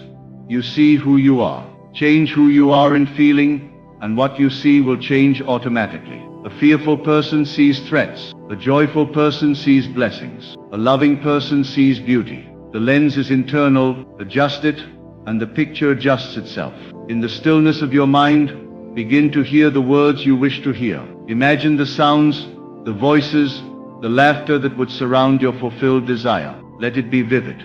Let it be detailed. Let it be emotionally rich. Do not simply think it, feel it. Let the scene impress itself upon your soul. Then let it go. Trust that the impression will produce its expression. Your feelings are prayers, not the words you utter with your lips, but the feelings you carry in your heart. These are your true invocations, and they are always answered according to their nature. If your prayer is one of lack, you receive more lack. If it is one of fulfillment, you receive fulfillment. So bless your desire by feeling it is already done. Give thanks for it, not in advance of its arrival, but in recognition that it is already yours. Do not confuse effort with effectiveness. It is not struggle that brings results, it is surrender to the feeling. It is the quiet, confident assumption that what you have imagined is already a fact in your world. When you no longer need to force it, when you no longer need to ask if it's working, that is when it is working. That is when it begins to move from the unseen into the seen. The great secret is this: reality is not created by outer action but by inner conviction. What you are convinced of, deep in your bones, in your breath, in your heart, is what you manifest. And conviction comes from feeling. You cannot be convinced of something and not feel it. The two are inseparable. So if you wish to change your world, you must first change your conviction. And you do that through feeling. Now if you say, "But I've tried and it didn't work," I ask you, what did you feel? Did you feel the lack of it?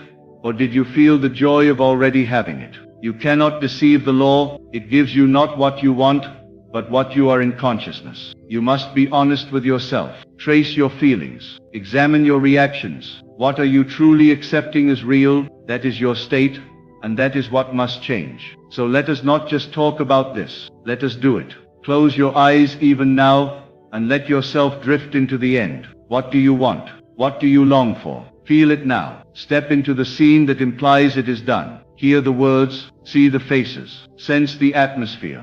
Now feel the joy, the relief, the gratitude of already being there. Let it fill your being. Let it saturate your body. This is not fantasy.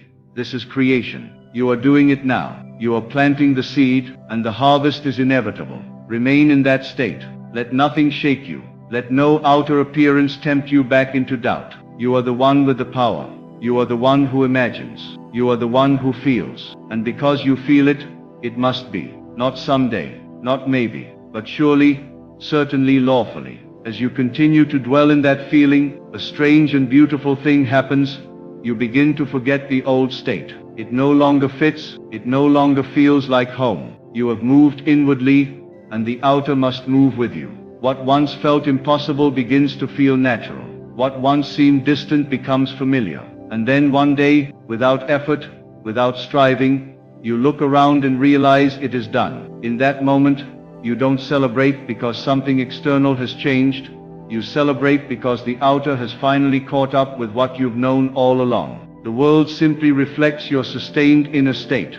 And when that state becomes your dwelling place, reality bends to meet it. The phone call comes. The opportunity presents itself. The person shows up. Not because you chased them down, but because you changed who you were in consciousness. And they had no choice but to respond to the new vibration you radiated. You must now realize that all creation is finished. The moment you desire a thing, it already exists. It exists in the invisible, in that higher realm of imagination and feeling. You are not creating something from nothing. You are selecting from the infinite possibilities already prepared for you. Just as a radio does not create music, but simply tunes into a frequency, you are tuning into the reality you desire by way of your inner state. When you change the frequency, the song changes, and the frequency is your feeling. So if you persist in the feeling of already being what you want to be, you are tuning into the experience of that state. The longer you dwell in that feeling, the more naturally it begins to express itself through you. You no longer need to remind yourself of what you want,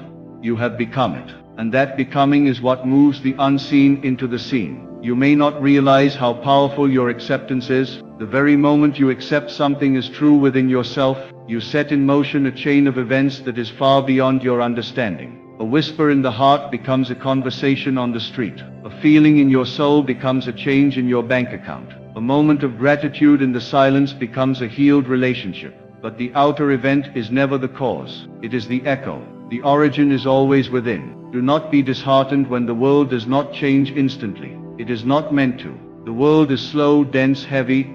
It takes time to catch up with what you feel instantly. That is why you must live by inner vision, not outer sight. You are not called to observe, you are called to assume. And that assumption must be felt as real, so deeply, so naturally, that you cannot help but live from it, speak from it, and act as though it were already true. Many of you are tempted to argue with the current facts of your life. But facts are not truth.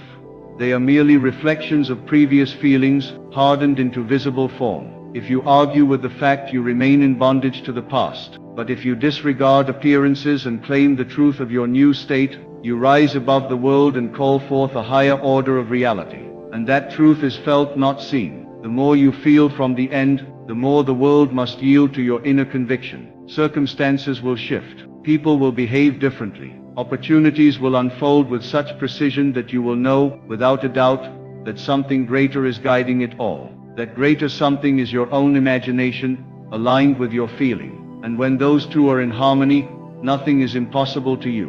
What will you choose to feel tonight? Not what will you wish for, not what will you hope to see, but what will you feel as real in your heart? That is the beginning of your creation. That is the seed of your new world. And though no man may see it, though no sign may yet appear, rest assured, it is done. The feeling is the evidence, the assumption is the cause, and the world must bow to it, for it has no choice but to follow the inner blueprint you have laid down. Do not wait for others to agree with you.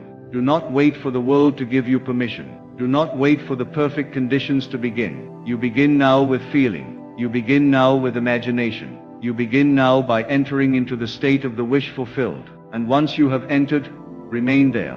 Do not visit, live there. Let it be your new identity, your new home, your new reality. And the old world will pass away, and all things shall be made new. You are not learning how to create.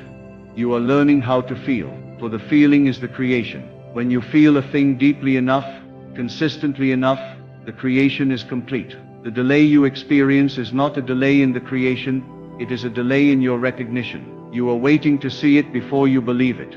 But the law demands that you believe it. Feel it before you see it. So feel with intention, feel with clarity, feel with love. If your desire does not thrill you in feeling, it will not move the law into action. Let it come alive within you. Let the emotion flood your being. Let the joy, the peace, the excitement of already having it become the atmosphere of your soul. And in that atmosphere, miracles grow. Do not fear the delay. It is only the space between inner knowing and outer unfolding. It is the gap between seed and harvest. But the harvest is sure, if the seed is real. And the seed is the feeling, not the fleeting wish or the momentary thought, but the sustained assumption, felt as fact. Every great life, every success story, every healing, every breakthrough began with a man or woman who dared to feel something new, something greater, something already done. And they held to that feeling, even when the world told them otherwise. They were not greater than you. They were not more gifted or more deserving. They were simply more faithful to the feeling. And that faith became substance. That feeling became fact. You must now do the same. Take the power back from the world and return it to where it always belonged in you. You are not subject to the world.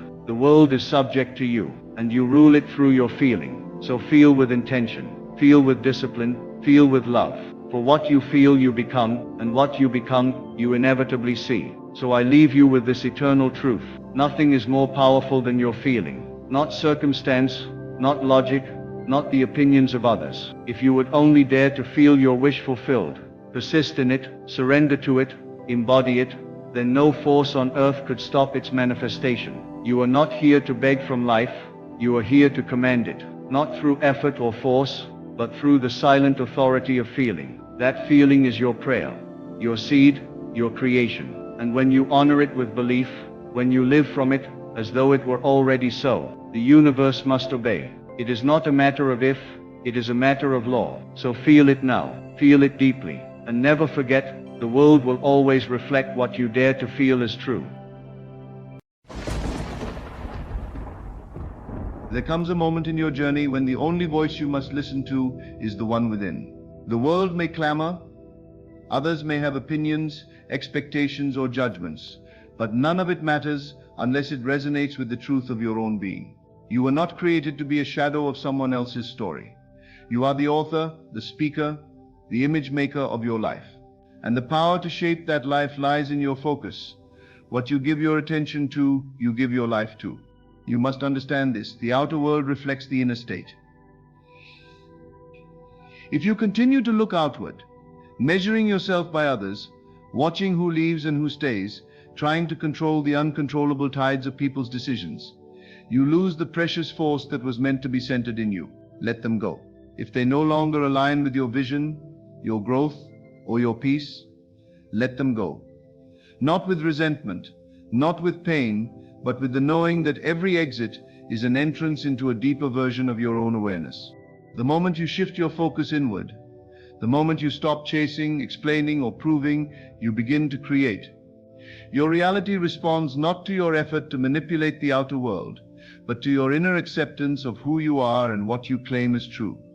When you hold your attention on your desire and live in the end of its fulfillment, you are no longer dependent on who walked away, who misunderstood you, or who failed to see your worth.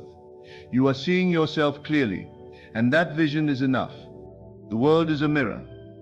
It cannot reflect anything that you do not first accept within yourself. If chaos appears, it is only revealing chaos within. If rejection arises, it simply echoes the part of you that still questions your own value. Focus on yourself, not with selfishness, but with sacred responsibility. You are the operant power. When you withdraw your attention from what others do, say, or think, and return that attention to your inner reality, you begin to move mountains. Every time you shift your gaze from what they did to how you now feel, from who left to who you are becoming, you reclaim your power. There is no freedom in watching the rearview mirror. All of your energy belongs to the now, to the unseen, to the imagined scene that you dwell in privately. That is where true change begins. Not in their apology, not in their approval, not in their return, but in your decision to honor the divine within you. Let them go. Let them be who they are without needing to fix, convince, or carry them. You were never meant to sacrifice your becoming for the comfort of another's expectations. Some connections are seasonal. Some departures are sacred. Some endings are beginnings in disguise. The truth is, the more you focus on who you are and what you are here to express, the more your life reshapes itself to match your inner world. So bless the exit. Release the memory. Drop the need to be understood. Focus on yourself, not from fear but from truth. Not from pride but from power. Give yourself permission to live in the state of your ideal, to feel it real, to assume it now. You are not waiting on anyone. You are not bound by the decisions of others. You are free to create, free to feel, free to be. Do not chase shadows. Do not replay old scenes, hoping for a different outcome. Dwell in the fulfillment of your desire as if it is already yours, because it is. In the invisible, everything is already done. The only thing that changes your world is your awareness of being. So let your awareness rest in what you choose to be. Let your focus return again and again to the truth of your inner world. And as you do, all that no longer belongs will fall away without force. All that is truly yours will be drawn in by the magnet of your focused imagination. In the silence of your own mind, you hold dominion. In the stillness of your inner conversation, you create your tomorrow. So stay there. Rest there. Focus there. And let the rest go. Let them go. Let the memories fade. Let the attachments dissolve. And let the need to be validated by anyone outside yourself be completely released. You were not born to carry the weight of other people's decisions. You are not here to question your worth based on someone else's blindness. You are not here to convince someone to stay, to see you, to choose you. You are here to choose yourself, to see yourself clearly, to remain loyal to the vision you hold deep within. And what is this vision? It is the truth that you are whole. You are already complete, already loved, already enough. The moment you decide to identify with this truth, you are no longer shaken by who goes or who stays. You are no longer moved by the winds of external opinion. You are rooted in the unseen reality you carry within, unshakable, invisible, yet absolutely real. That is the power of attention. Whatever you withdraw your attention from loses its hold over you. Whatever you give your attention to multiplies and becomes flesh in your world. There is no need to resist what leaves. Resistance is energy wasted on illusion. When you resist, you empower the very thing you wish to escape. But when you let go, when you release your grip on the external and return to the stillness of your own mind, the whole world begins to bend to your state of being. Let them go. You are not losing anything. You are remembering who you are. And in that remembrance, the things, people, and situations that no longer resonate will fall away naturally. Like leaves in autumn. No force, no struggle. Just surrender to the truth that you no longer need to participate in what does not honor your becoming. The old story of rejection, of betrayal, of abandonment was never your truth. It was a passing shadow, the echo of forgotten thoughts, beliefs picked up unconsciously and played out on the screen of your life. But now you know, now you see. You are the awareness that observes, selects, and assumes. And what you assume, you become. What you dwell upon in thought, you embody in form. So why spend another moment rehearsing what hurt you? Why rehearse scenes of rejection when you can enter into the atmosphere of your fulfillment? You are not required to explain your growth. You do not owe your peace to anyone who thrives on your disturbance. And you are under no obligation to hold on to anything that diminishes your light. Focus on yourself, not in self-absorption, but in sacred alignment. Center your being around the feeling of your wish fulfilled. Close your eyes and live from that place. Speak from that place. Move from that place. Think from that place. And the world, though it may appear unchanged, will begin to mirror back your new state of being. Every change you seek begins within. And every person you lose is simply the reflection of an old state that no longer matches your inner vibration. They are not enemies. They are not mistakes. They are messengers. Their exit is confirmation that the inner shift has occurred.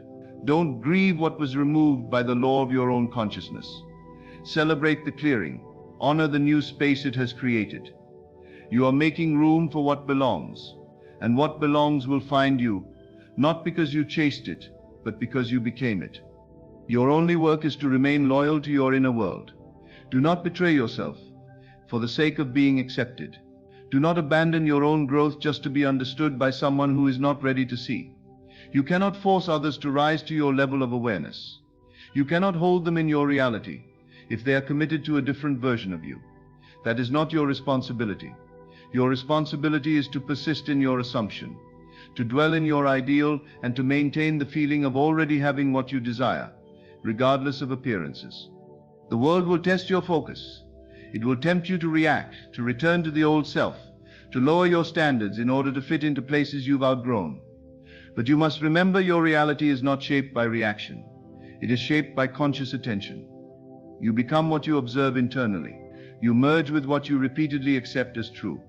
So ask yourself, what are you accepting right now? What identity are you claiming in the silence of your thoughts? What inner conversations are you entertaining? Are they aligned with your vision, or are they rooted in fear, in doubt, in unworthiness? You cannot hold two identities at once. You cannot be the creator and the victim. You must choose. Either you dwell in the state of being chosen, loved, prosperous, free, or you remain trapped in the illusion that you are at the mercy of others. The choice is always yours. And that is the true freedom.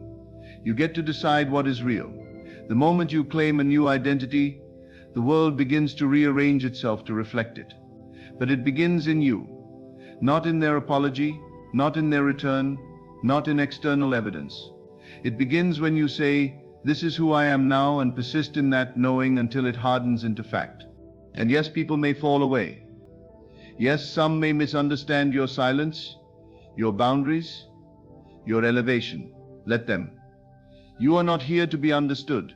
You are here to remember your divine power and to live from it unapologetically. If you must walk alone for a while, walk with confidence. The crowd will catch up when your frequency becomes undeniable. But for now, let your solitude be sacred. Let it be a sanctuary where you mold your inner world, where you imagine freely, where you no longer wait for permission to thrive. Focus is creation. Whatever you consistently attend to with feeling will become part of your world. So guard your focus. Do not waste it on things you cannot control. Do not dilute it by scattering it across 1,000 opinions. Let it be singular, firm, anchored in the state of already having. Every time you revisit the memory of being left, being hurt, being overlooked, you reactivate that state, and life will mirror it back to you again. But the moment you shift, the moment you occupy the state of being loved, chosen, successful, peaceful, life must respond in kind. There are no exceptions to this law. You are not waiting on anything but your own alignment. The doors are not locked. The path is not hidden. The people, the opportunities, the resources, they are all standing by, awaiting your assumption. But you must stop looking back. You must stop assigning power to anyone outside of you. You must stop waiting for closure, for justice, for acknowledgement. None of those things are required to move forward. All that is required is your decision to no longer dwell in the past. Let them go. Let the story go. Let the attachment to what should have been go. You are not here to repeat cycles. You are here to ascend, to create, to expand. And every person who exits is simply making room for the next chapter of your evolution. Thank them in your heart. Release them in your mind. And return again to your vision. See it, feel it, occupy it. Not just in moments of quiet meditation, but throughout the day, in your thoughts, your reactions, your self-talk. Make your ideal state your dwelling place, and watch as the outer world bends to match it. There is no need to rush, no need to force. Creation is finished. The state already exists. Your only work is to enter it and remain there.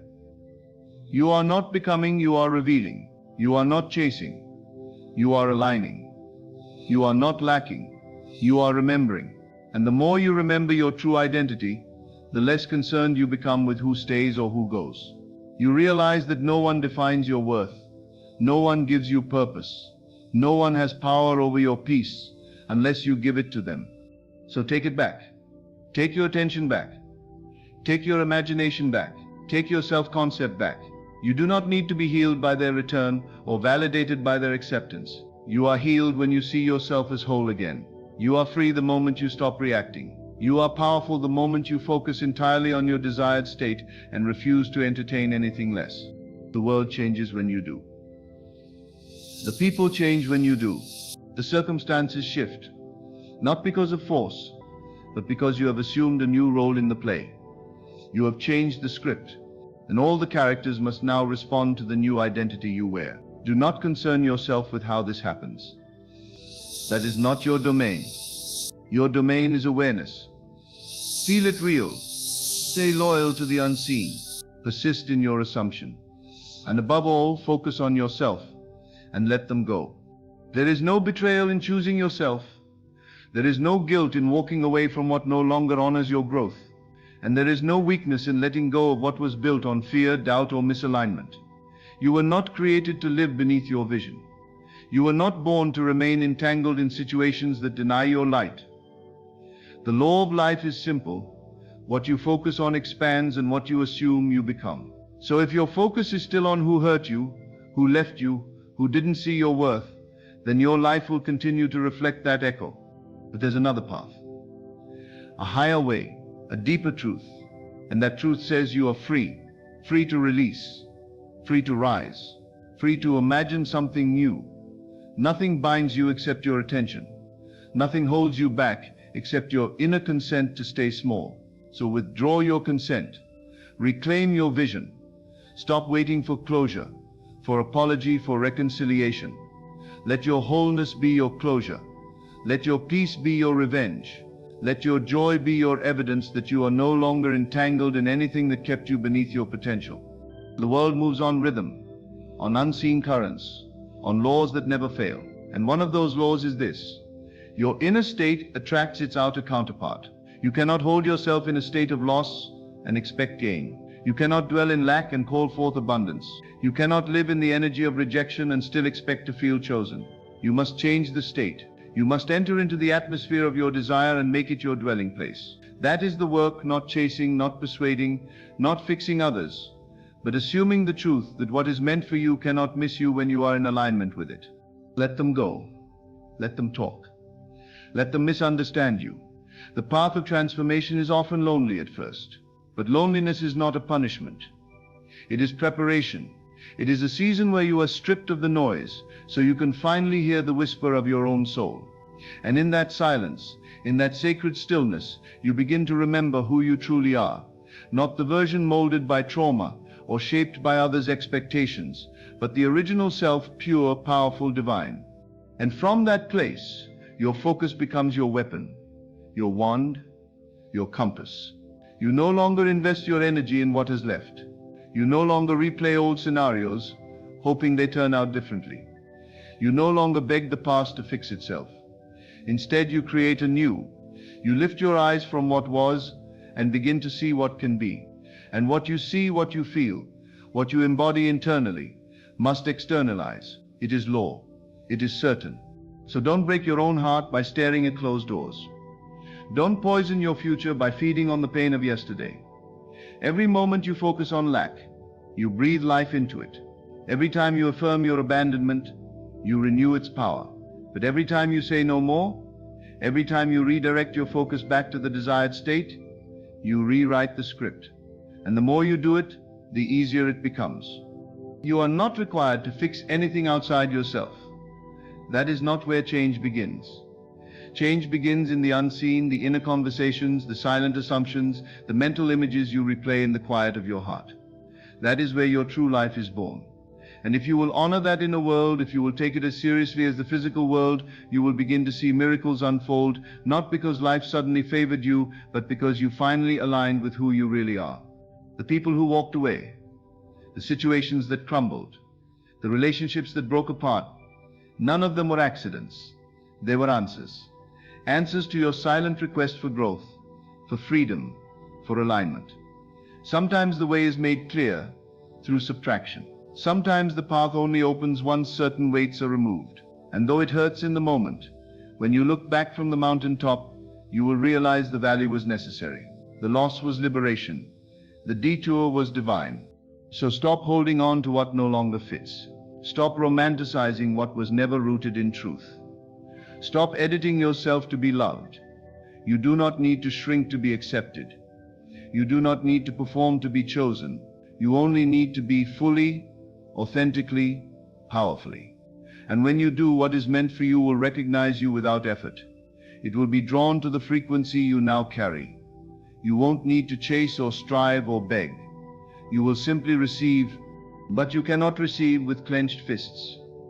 You cannot receive while still gripping the past. You must open your hands.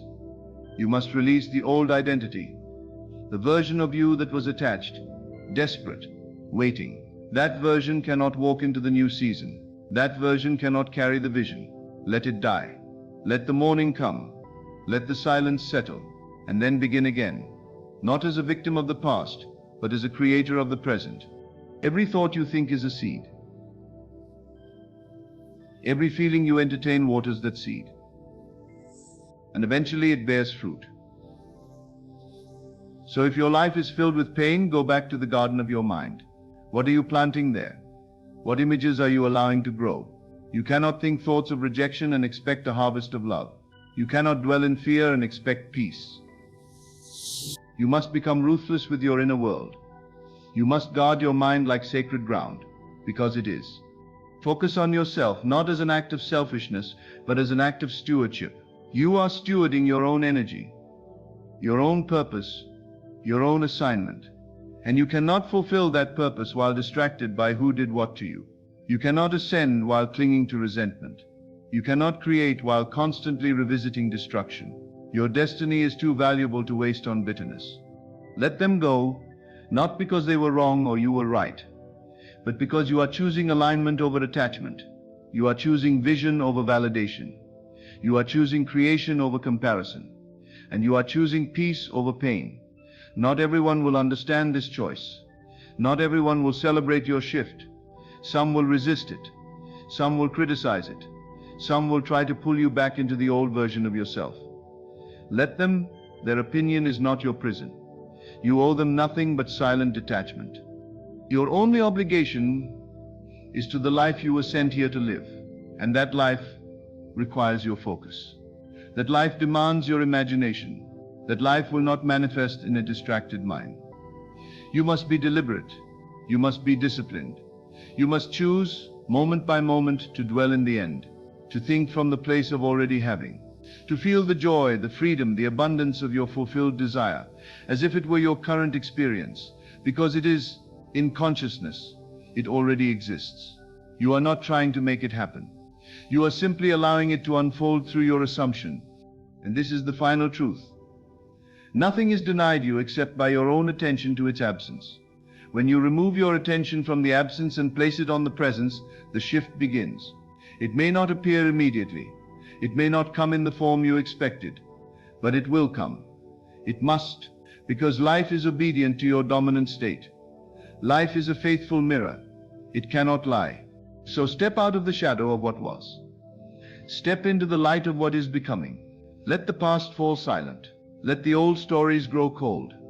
And let your imagination catch fire with what is possible. That is where your focus belongs. Not on them, not on what left, not on who couldn't stay, but on yourself, your vision, your future. There is nothing selfish about choosing your healing. There is nothing unkind about letting go of what was. There is only truth, and the truth is this: your world begins and ends with you. Focus on yourself and let them go. The world you experience is not separate from you. It is not some independent force acting upon you from the outside. It is your reflection, the echo of your inner state. Everything begins with your self-concept, your assumptions, your dominant thoughts. The people who appear, the circumstances that unfold, the relationships that form or dissolve, they are not accidents, nor are they random. They are drawn to you by the magnet of your inner state. You are the center. You are the cause. And when you truly accept that, you realize how sacred your focus is. You begin to guard it with reverence. You begin to understand that what you give your attention to, you give life to. So when someone walks away, when something crumbles, when a chapter ends, your reaction is no longer grief or panic or confusion, it is clarity. You understand that what is left was no longer aligned with the state you are entering. You understand that loss is often the language of transformation. You no longer see endings as punishment. You recognize them as invitations, opportunities to focus more fully on yourself, to return your power inward, to claim your rightful place as the creator of your experience. You cannot focus on becoming and hold on to what was. You cannot move forward while gripping the past. You cannot rise while looking backward. The version of you that attracted those experiences has fulfilled its part. There is no need to condemn it. There is no need to relive its lessons. Simply thank it, release it, and step into the new. Let your vision be greater than your memory. Let your imagination speak louder than your fear. Focus on yourself, not in ego but in embodiment. Embody the version of you who already has what you desire. How would that version think?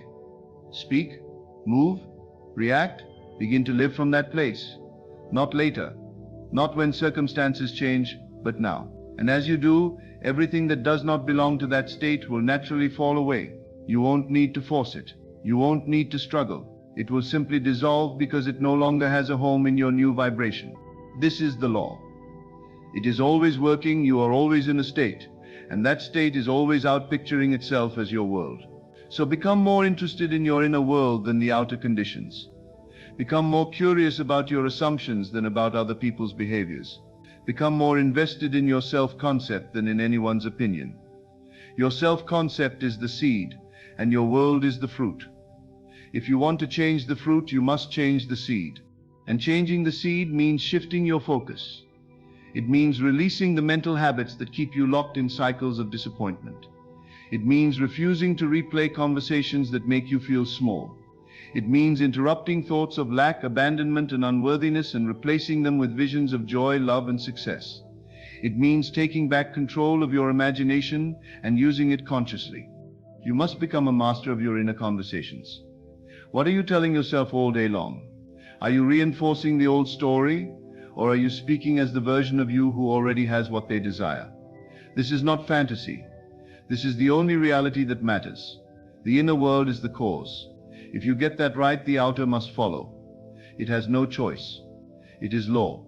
So when people leave, when things shift, when the familiar disappears, do not panic. Stay anchored in the truth. Stay loyal to your vision. You are not losing anything. You are being restructured. You are being prepared. You are being aligned with what you have asked for. And often that alignment requires a shedding, a releasing, a letting go. Let it be gentle. Let it be peaceful. Let it be sacred. There is no need to explain your process to anyone. There is no need to justify your focus. Let others misunderstand if they must. Let them project their own fear, their own doubts. That has nothing to do with you.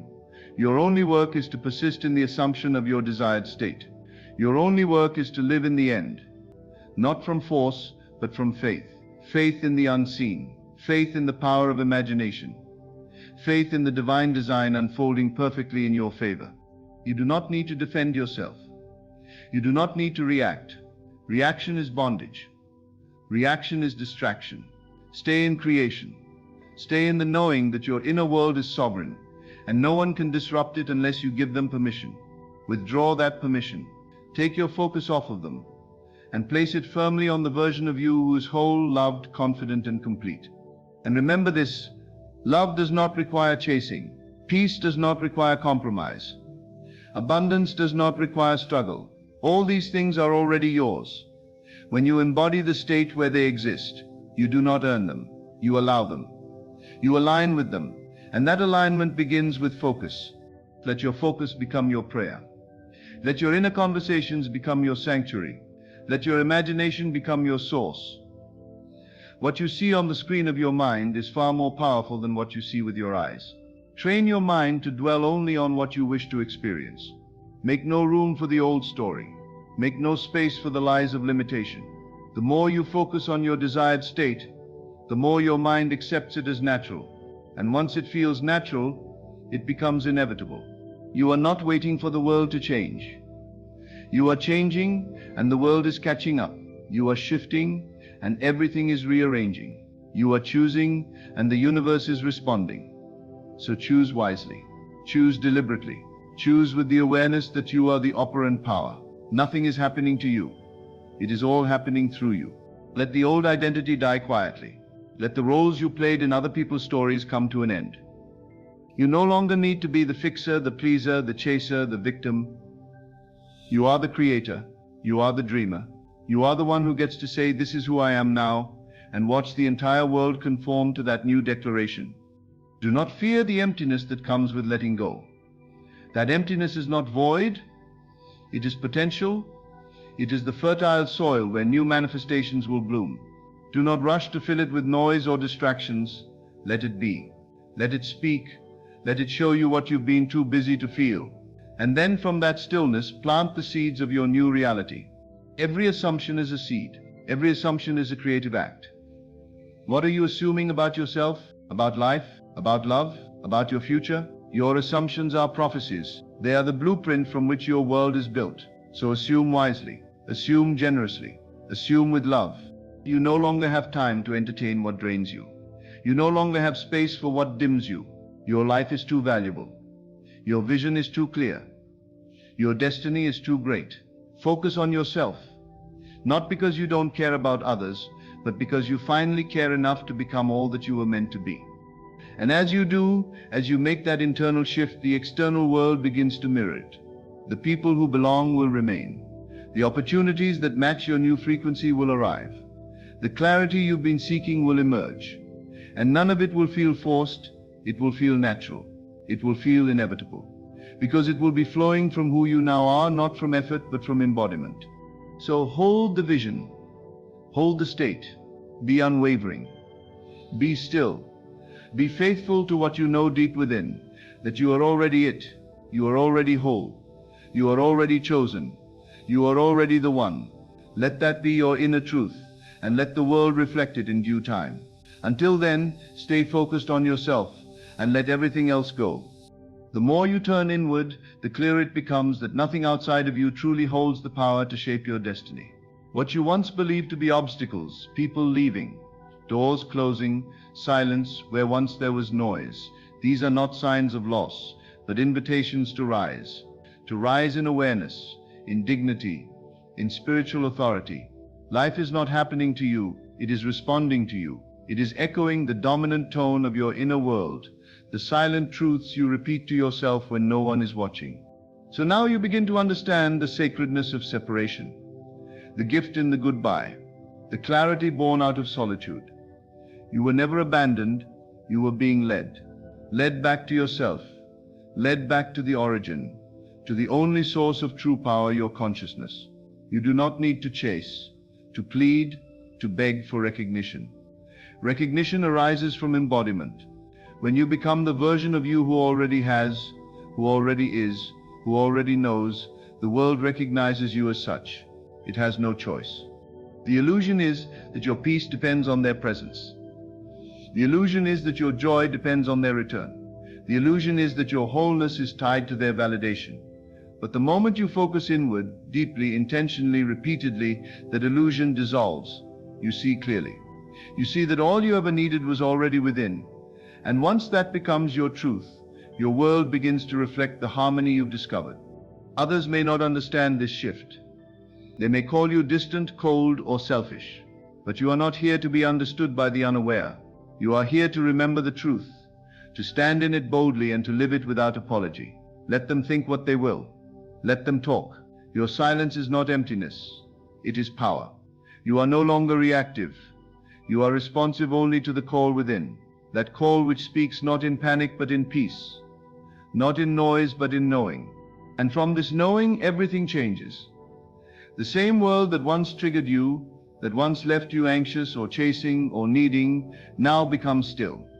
You see others clearly, not as saviors or threats or sources of identity, but as reflections of your past assumptions. You no longer fight them. You no longer need to correct them. You simply release them. Some will leave because they no longer match the vibration you now carry. Let them. Do not cling. Clinging only keeps you tied to the version of you that no longer exists. Do not mourn what you've outgrown. Celebrate it.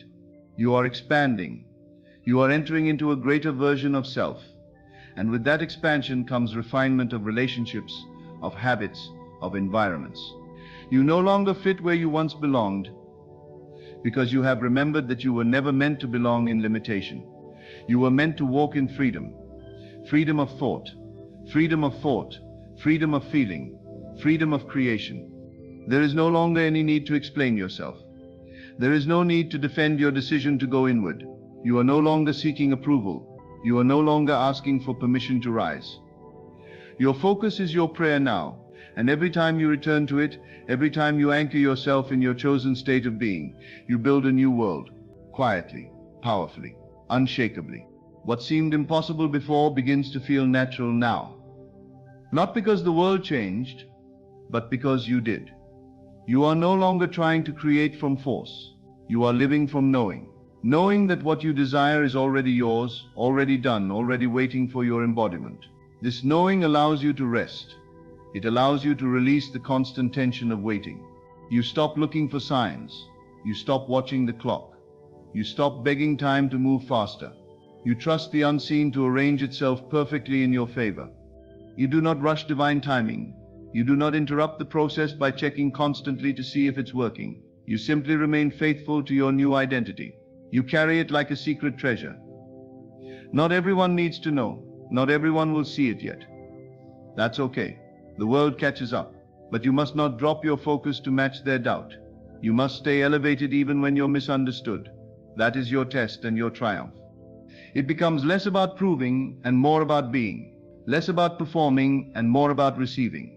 Less about explaining and more about existing in the quiet, unshakable certainty that you are already it. You are no longer reacting to the old reality. You are creating a new one by assuming the feeling of your desire fulfilled and refusing to let it go. This is the power of focus. It is not effort in the physical sense. It is effortless because it flows from clarity. You no longer waste energy on questions that keep you bound. Why did they leave? Why don't they see me? What did I do wrong? These are the questions of the old self. The new self knows there is no loss in letting go. The new self trusts that everything removed was removed to make space for something better aligned with your new frequency. So you no longer mourn what has shifted.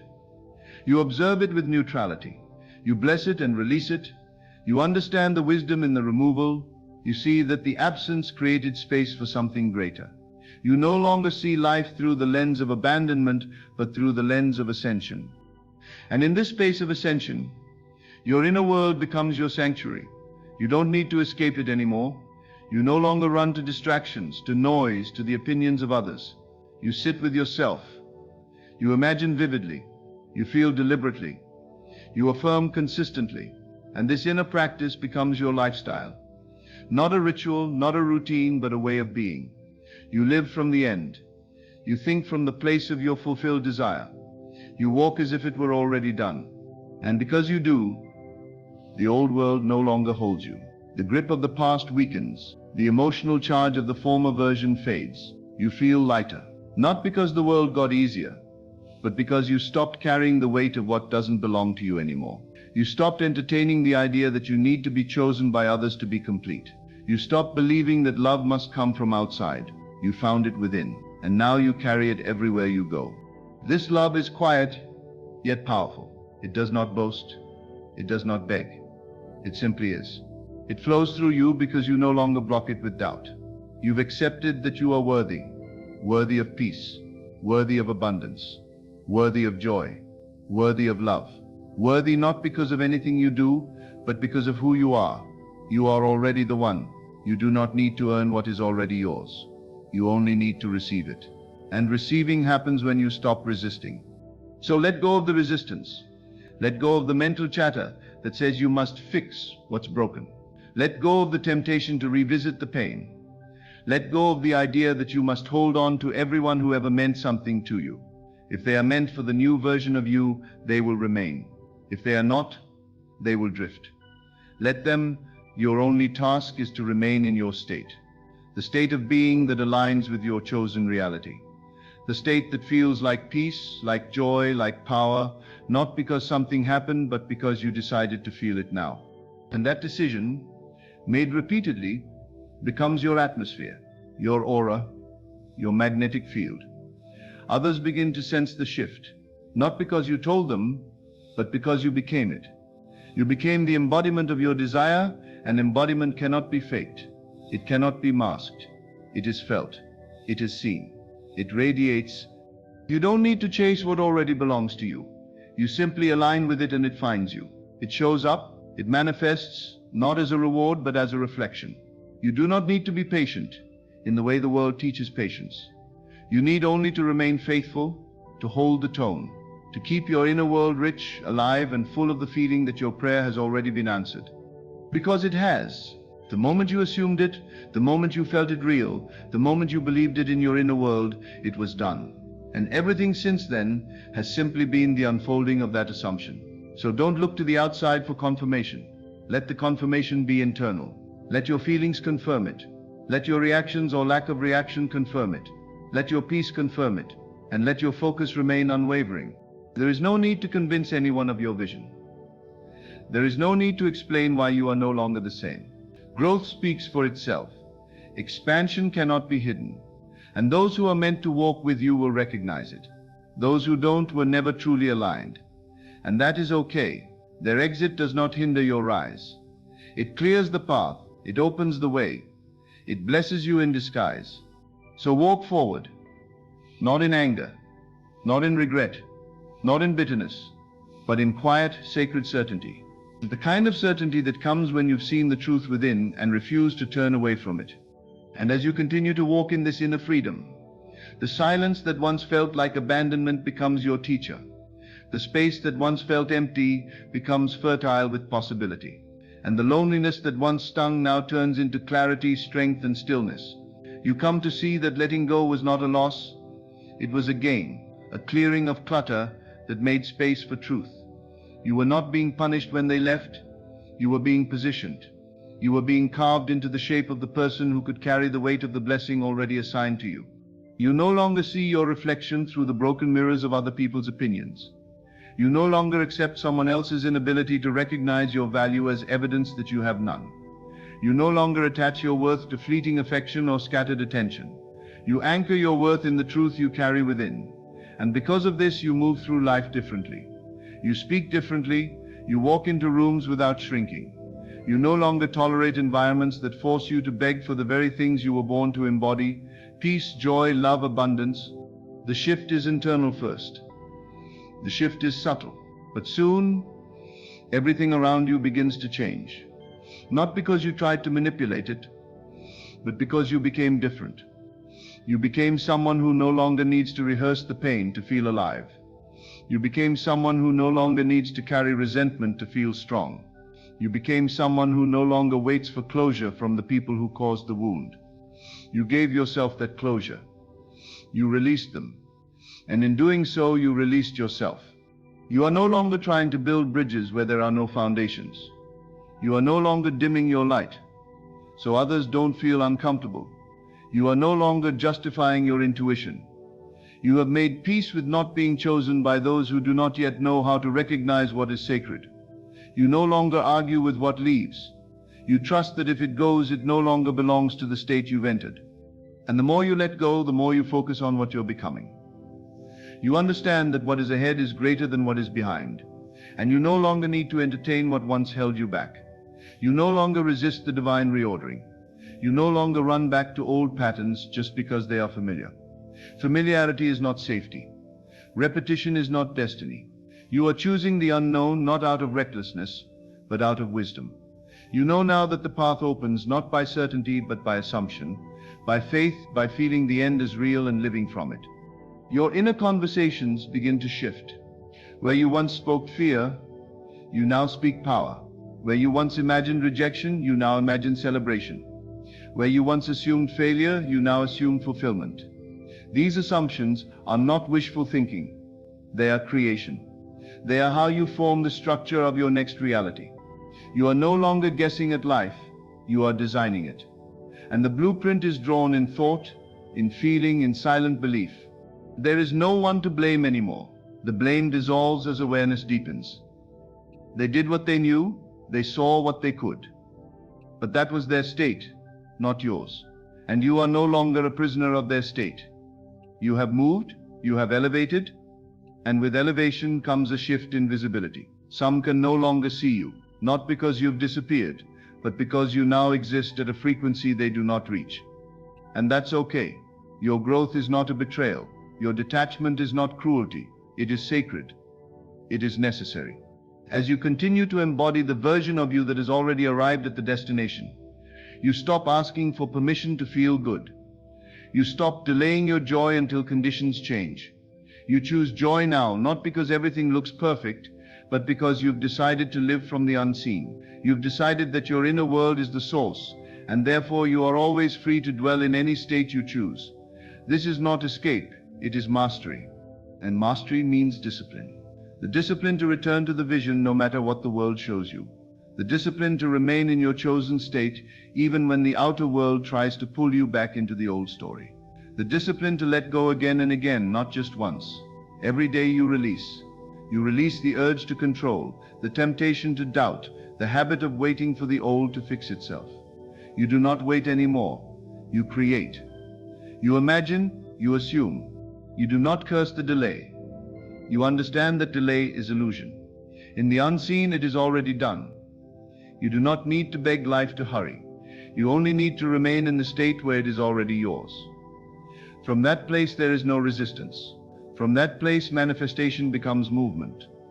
Movement of what you already possess in imagination, arriving in form. There is no anxiety here, only knowing. There is no fear here, only clarity. You stop revisiting wounds just to feel connected to who you were. You stop labeling yourself by what others called you. You stop performing the old character in the play that you've outgrown. You are writing a new script now, and in this script you are the one who chooses, the one who assumes, the one who holds the vision long enough for the world to catch up, the one who no longer begs life to prove your worth because you have made that decision yourself. What they couldn't see was never the issue. What you couldn't see about yourself was. And now that you see, now that you know, now that you've remembered, you are no longer chasing anything. You are no longer arguing with the past or negotiating with the temporary. You are rooted. You are still. You are available only to the experiences that match the state you've claimed. And the more you dwell in that state, the more your world bends. Not all at once. Sometimes gradually, but always surely. You begin to notice little shifts. The way people speak to you, the way opportunities appear, the way time stretches and contracts around your assumptions. You realize you are not subject to life's randomness. You are not waiting for luck. You are not trying to be in the right place at the right time. You carry the right place within you, and time bends to the frequency of your assumption. You stop trying to control outcomes. You focus only on the inner experience. You nurture the feeling of already having, and that inner atmosphere begins to radiate outward, attracting only what matches it. You're not acting for show. You're not pretending. You are genuinely living from the truth of your imagination. And because it is felt as real, the outer world confirms it. It always does. It always must. You stop seeing yourself as broken or waiting to be fixed. You stop seeing yourself as someone who needs to prove or strive or earn. You simply are whole, worthy, enough. And from that place of sufficiency, everything flows. You don't seek the next thing to validate your becoming. You create because it is natural, because it is joyful, because it is who you are. You stop questioning the silence. You stop fearing the unknown. You understand that what feels like waiting is often weaving a quiet reordering of the fabric of your life. And as you continue to hold the vision, as you continue to let go of all that is not in harmony with it, the details begin to fill in. The picture becomes clearer. And what once felt distant begins to feel inevitable. Not because you forced it, not because you begged for it, but because you aligned, because you assumed, because you were bold enough to focus on yourself and let everything else take its rightful place. And as the old reality continues to fade, as the former attachments continue to dissolve, you do not grieve like you once did. You understand now. You know what's happening. You are no longer walking in circles. You are rising in spirals. You are no longer trapped in cycles. You are stepping into alignment. You are no longer waiting for others to come around. You are walking forward, eyes fixed on the unseen, heart anchored in the end. You've already claimed. You've remembered the truth. Your reality begins with you, not with them, not with what they said or did, not with who stayed or who left, but with your inner world. That's where the power has always been. That's where the story changes. That's where the transformation begins. And now, you've chosen to live from that place, deliberately, consistently, joyfully. So you no longer look back. You no longer reach for what is no longer reaching for you. You focus. You imagine, you assume, you persist, and in that persistence, the world rearranges, slowly, then suddenly, quietly, then obviously. Not by chance, but by law. Not by effort, but by embodiment. You stopped looking for them. You found you, and that was always the point. You no longer stand in the ruins of what was, trying to rebuild from old bricks. You have laid a new foundation, invisible to the world, but unshakable to you. Each moment you choose to return to your center, you add to this foundation. Each time you refuse to be moved by appearances, you rise a little higher. You do not seek to persuade others to see your worth. You live it. You do not chase closure, you create peace. You do not perform wholeness to be accepted. You embody it because you've remembered that you already are. This shift is not loud. It does not demand validation. It is quiet, like dawn. It grows in stillness. And yet it is more powerful than any noise the world could make. You are no longer at war with what is not. You are in harmony with what is already yours. You do not pray as if begging. You commune as one who knows. You do not visualize to escape reality. You feel the unseen as the true reality, knowing that the outer must reflect the inner in due time. You understand now that reality is not fixed, it is fluid, and your state is the mold. So you tend to your state with devotion. You wake up and dwell in the feeling of peace before the day gives you reasons. You enter into the joy of success before it shows up in the account. You walk in love before anyone says the words. You forgive in advance. You release in advance. You bless in advance. Not because the world has earned it, but because your inner world is sovereign. You are not reacting anymore. You are selecting. You are choosing. You are assuming. You are radiating. And in this selection, you begin to notice the way people shift around you. Some fall away, not because you rejected them, but because your vibration no longer resonates with their frequency. Others appear, not because you went out searching, but because they were always aligned with your chosen state. You learn not to cling to either. You bless the entrance and the exit equally. For both are teachers, both are mirrors. And yet, neither defines you. You are no longer shaped by the shifting winds of others. You are the weather now. You are the climate of your reality. Your inner speech begins to change. The way you talk to yourself becomes sacred. No longer cursing yourself for past mistakes. No longer rehearsing failure like a mantra. Instead, you affirm with calm certainty. You walk through the corridors of your mind speaking life. You remind yourself of the vision. You remind yourself of your identity. You nurture the assumption of already having, already being, already dwelling in your chosen state. And that assumption becomes your atmosphere. You do not seek revenge on those who misunderstood you. You do not chase after apologies never given. You do not stalk the shadows for signs of redemption. You are not trying to win them back. You are winning yourself back. You are not waiting for someone to make it right. You are being made whole by your own awareness. That is the miracle. Not that they changed, but that you did. Not that they saw the light, but that you became it. And the light you carry now is not pride. It is power, quiet power, steady power. The power of one who no longer flinches at rejection or panics at delay. You are settled in truth. You are calm in storms. You are clear in vision. And because of that, your steps are guided, not by force or fear, but by faith and feeling. There is a clarity now, a knowing, that cannot be explained to those still attached to appearances. You no longer try. You do not waste breath convincing anyone of your transformation. You simply live it. And in that living, those with eyes to see will see.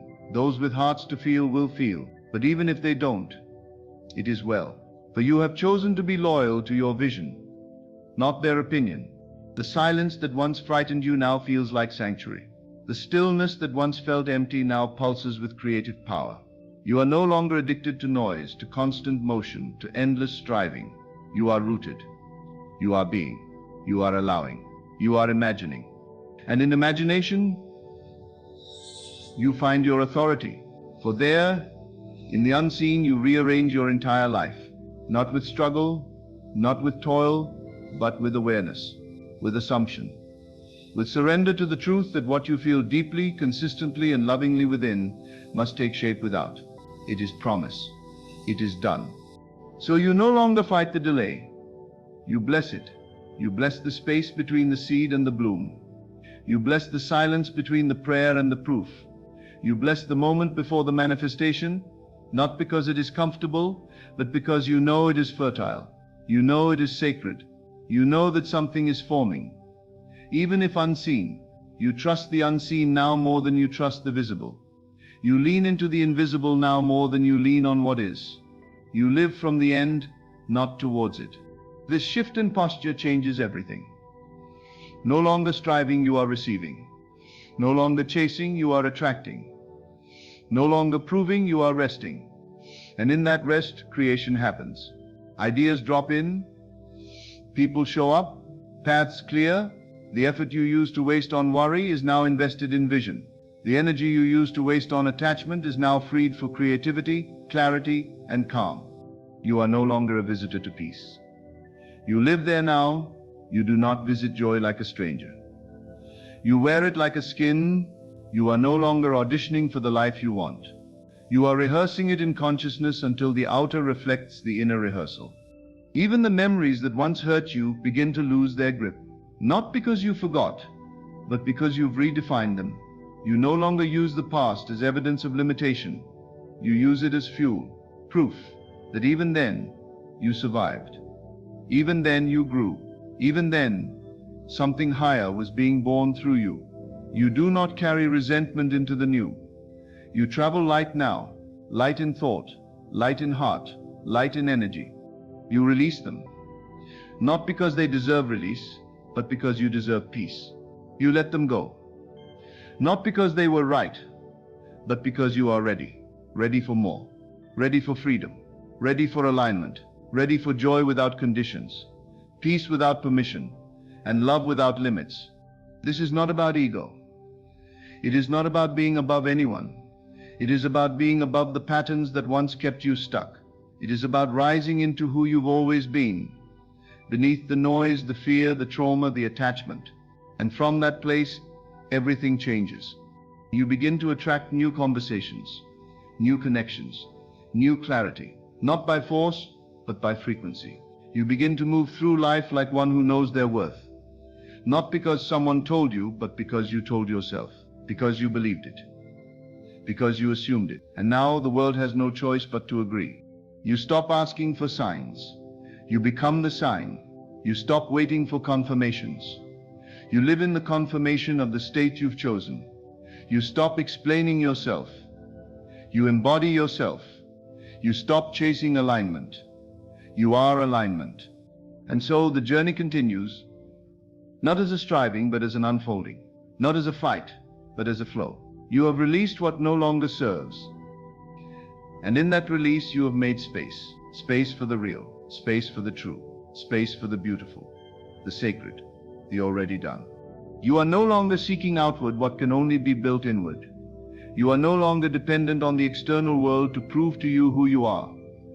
You know, you remember, you imagine, you assume, you persist, and the unseen bends to the seen. The imagined becomes form, the inner becomes the outer, and you do not need anyone else to understand it. You are not here to convince. You are here to live, to walk in the fullness of what you've chosen, to experience the power of the inner state made manifest, to be the evidence of what happens when you stop focusing on them and start focusing on you. And as you walk forward in this light, unburdened by the need to look back, the world rearranges itself to fit the image you hold within. You are no longer startled by the sudden shifts, by the doors that close, by the voices that fall silent, by the absence of those who once held your hand. You understand now that all exits are entrances in disguise, that every perceived loss is an opening for a greater alignment. There is no bitterness in your letting go. There is only understanding. There is only freedom. You no longer feel the urge to explain your silence. Silence has become your strategy. It has become your sanctuary. In stillness, you recalibrate. In solitude, you become whole. You are no longer afraid of being misunderstood because you are no longer seeking to be understood.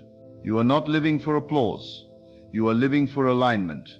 And in alignment, you attract what is right, what is pure, what is lasting. The love you once begged for from others, you now pour into yourself. The validation you once sought like a thirsty wanderer, you now give freely within. You speak gently to yourself. You comfort yourself. You stand by yourself. And in doing so, you have become your own source, your own refuge, your own home. And because you are no longer desperate for someone else to fill your voids, you no longer cling. You no longer chase. You no longer compromise your power to feel worthy. You have discovered the divine rhythm of life. You now realize that what belongs to you will never require you to abandon yourself to obtain it. You no longer sacrifice your peace for proximity. You do not dilute your voice for connection. You do not shrink your light to make others comfortable. You do not confuse love with suffering. You have matured into a deeper understanding that true connection honors the self, not erases it. And so you allow things to fall apart if they must. You do not resist the crumble. You understand now that demolition always precedes construction. You welcome the divine disruption. You make peace with the unknown. Because you no longer fear emptiness. You see it as preparation. You know that absence always creates space for the presence of something better. And in that surrender you find peace, not the kind that's circumstantial, but the kind that's cultivated, chosen, and claimed. You have tasted the sweetness of being anchored within. You have felt the serenity that comes from no longer being reactive. The old triggers don't pull you like they used to. The same voices that once shook you now seem faint. You've stopped giving away your center in exchange for fleeting attention. You've stopped explaining your soul to those determined to misunderstand it. You've stopped outsourcing your sense of self. You have shifted from external navigation to internal authority. You don't wait for the world to approve of your dreams. You give yourself permission. You don't pause until someone says it's time. You move when your inner self says go. And this is not rebellion. This is remembrance, a remembering of who you are and whose you are. A remembering that nothing outside of you has the power to define your destiny. And now that you've returned to yourself, life bends in response. Opportunities open like flowers in sunlight. New faces appear, drawn not to your mask but to your authenticity. The more you focus inward, the more the outward begins to reflect your wholeness. You no longer attract from neediness. You attract from fullness, from radiance, from sovereignty. You are magnetic because you are no longer trying. You are simply being. And you understand now that letting go is not giving up. It is trusting higher order. It is honoring divine timing. It is refusing to hold on to what your soul has outgrown. You do not grieve endings as failures anymore. You recognize them as conclusions. You recognize them as answered prayers in disguise. You recognize them as necessary redirections. And in that trust, you are carried. You no longer plead with life to give you what you want. You embody the state where it is already yours. You feel it as done. You walk as though it is settled. You think as though it is already established. You are no longer begging reality to change. You are commanding it through the shift in your awareness. You no longer ask when will it happen. You ask who must I become to dwell in it now. And in that becoming you create. You do not get caught in the waiting. You understand that waiting is not passive. It is creative. It is the place where you fertilize your inner soil with belief, where you cultivate patience not as resignation but as mastery. You do not rush the process because you trust the seed. You do not dig it up to see if it's working. You water it with gratitude. You bless it with faith. You nurture it with imagination. And while others may still seek to pull you into the noise, you remain unmoved. You don't match their chaos. You keep your peace. You do not argue for your worth. You live from it. You do not dim yourself to be digestible. You shine, and those meant for you will rise to meet your light. You've stopped lowering the volume of your vision so others can sleep. You are awake now, and staying awake. You do not let temporary appearances deceive you anymore. You've seen behind the curtain. You've witnessed the power of your inner speech. You've discovered that the unseen world is more real than what your eyes can perceive.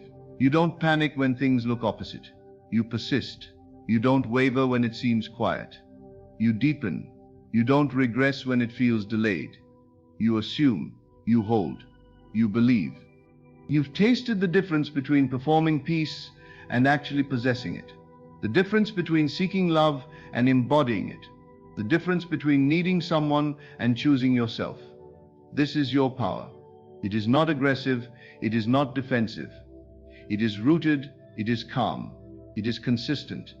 It is gentle strength, quiet certainty, inner royalty. And because of this, you now live from a different altitude. You see differently, you feel differently. You no longer react to old patterns because they no longer apply. They don't match your state. You have risen above them, and in this new state you are not concerned with who left or who stayed. You are concerned with who you are becoming.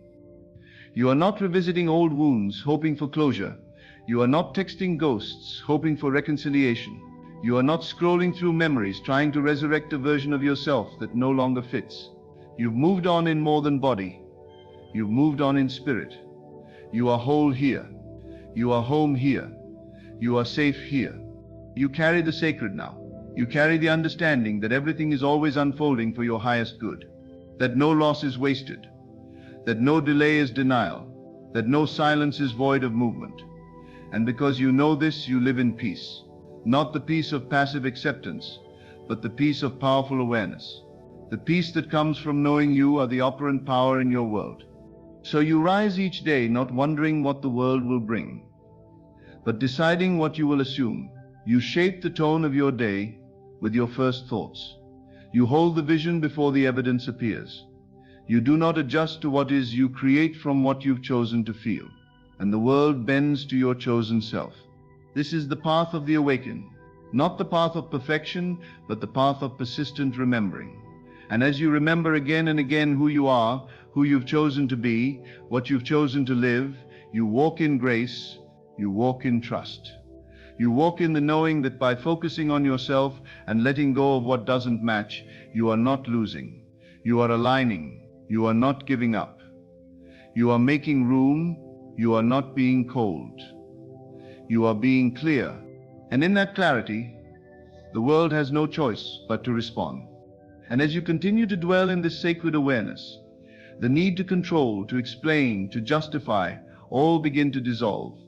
You realize now that the people who were meant to understand you did so without effort.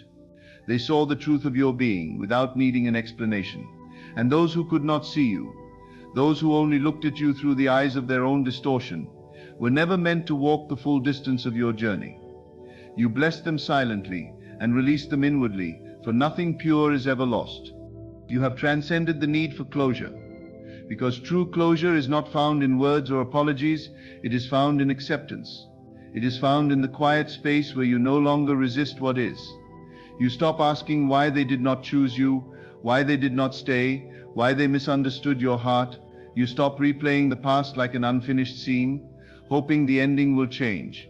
You accept that it ended as it should have. You release your grip on the version of the story that only existed in your desire. And in that surrender, you reclaim your energy.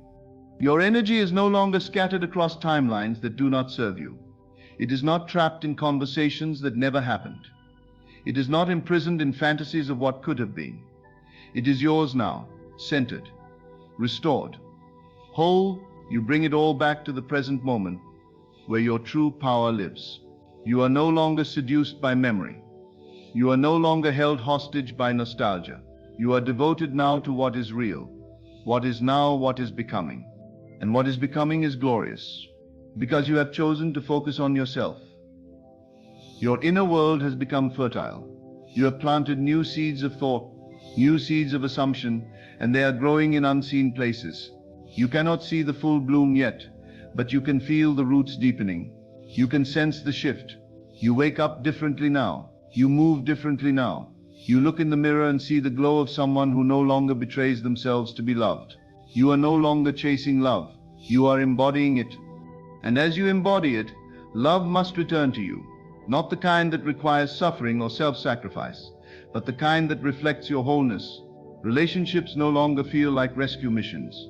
They feel like mirrors. They reflect what you believe about yourself. And now that you believe you are enough, the world agrees. You attract what matches your sense of worth, not what challenges it. You no longer feel drawn to those who drain you. You are drawn to what nourishes, what honors, what celebrates the real you. There is a new calm in your spirit now, a quiet confidence that cannot be shaken by appearances. Even when life appears uncertain, you remain sure. You have lived long enough in anxiety and doubt to know that they create nothing but more of themselves. You have chosen instead the feeling of peace. You persist in peace. You cultivate it like a sacred garden. You tend to it with your thoughts, your assumptions, your imagination, and you protect it with boundaries, with clarity, with awareness. When people return from your past, you do not greet them with longing. You greet them with discernment. You ask yourself not, do I still love them, but do they still match me? Because you realize that love alone is not enough. It must be met with respect, with mutual evolution, with aligned vision. And if it is not, you release it, not in bitterness but in grace. You know now that holding on to what does not fit is the fastest way to lose yourself, and you are no longer willing to do that. You are no longer trying to prove your worth through effort, loyalty, or suffering. You have stopped bending to be seen. You have stopped shrinking to be accepted. You have stopped waiting to be chosen. You have chosen yourself. And in doing so, you have ended the cycle of emotional starvation, the cycle of overgiving, the cycle of clinging to those who are not ready. You no longer call that love. You call it what it is, abandonment of self, and you have vowed never to abandon yourself again. Now you stand tall, not because of what others say about you, but because you know who you are. You do not need agreement to be certain. You do not need applause to feel validated. You do not need presence to feel complete. You are enough as you are, always have been, always will be. And that knowing frees you. You move differently in the world now. When you enter a room, you do not scan for who might like you. You anchor yourself in who you are. You do not perform. You do not edit. You do not shrink. You show up fully, authentically, completely, because you are no longer afraid to be seen in your wholeness. And if someone cannot receive it, that is not your wound. It is their limitation. You do not take it personally anymore. You bless and keep walking. You are not here to be consumed. You are here to create. You are not here to fit into expectations. You are here to live from your highest self. And you do so not through force, but through alignment. You align your thoughts with your vision. You align your feelings with your faith. You align your actions with your inner knowing. And from that space, life responds with divine precision. Even when it seems slow, you know it's moving. Even when it feels silent, you know it's working. Even when nothing changes on the outside, you feel the shift within. And that shift is enough, because you now know that the world is simply a delayed mirror of your internal state. You no longer look to the mirror to feel better. You change your face and then watch the reflection adjust. The past may try to tempt you, old emotions, old habits, old stories, but you do not return. You do not open doors that led to nowhere. You do not re-enter rooms where you once lost yourself. You walk forward, knowing that every step is a statement. I have chosen to honor my becoming. I have chosen to protect my peace. I have chosen to live from truth, not fear. And as you do this, you no longer fear letting go, because you trust what is coming more than you mourn what is gone. You trust your evolution more than you miss your comfort. You trust the new energy more than you idolize the old. You see that letting go was never a loss. It was always the invitation, an invitation to rise, to become, to remember. So you keep going, not with urgency, but with purpose. You know there is nothing to chase, only things to align with. You are not a seeker anymore. You are a chooser. You choose your state. You choose your story. You choose your outcome. And that choice is your creative act. It is the seed that blossoms in divine timing. It is the assumption that shapes your experience. It is the inner decree that declares, this is who I am, and so it is. And it is. Because you have made peace with the process. You are no longer addicted to instant results. You are committed to inner reality. You have shifted from desperation to dominion. You have shifted from lack to vision. And in this space, you no longer need to be understood, seen, or approved. You are too focused, too faithful, too free. And this is how the world begins to bend. Not by force, but by frequency. Not by chasing, but by choosing. Not by struggle, but by state. You focus on yourself, not out of selfishness, but out of sacredness. Because you finally understand the most powerful thing you can do is become who you were always meant to be. And anything that cannot walk with you, there is not a loss. It is simply left behind in love. So now, with quiet strength and unwavering calm, you walk forward whole, centered, and free. You no longer reach for what has let you go, because you have remembered who you are. You no longer argue with the past, because you are too invested in your unfolding future. You no longer beg life to change, because you are changing from within. And in that change, everything begins to respond. Doors open, paths clear, people align. Not because you chased them, but because you chose you. You focused on yourself, and life adjusted to meet you there. And that is the real miracle. When you finally let them go, everything that was truly meant for you comes rushing in.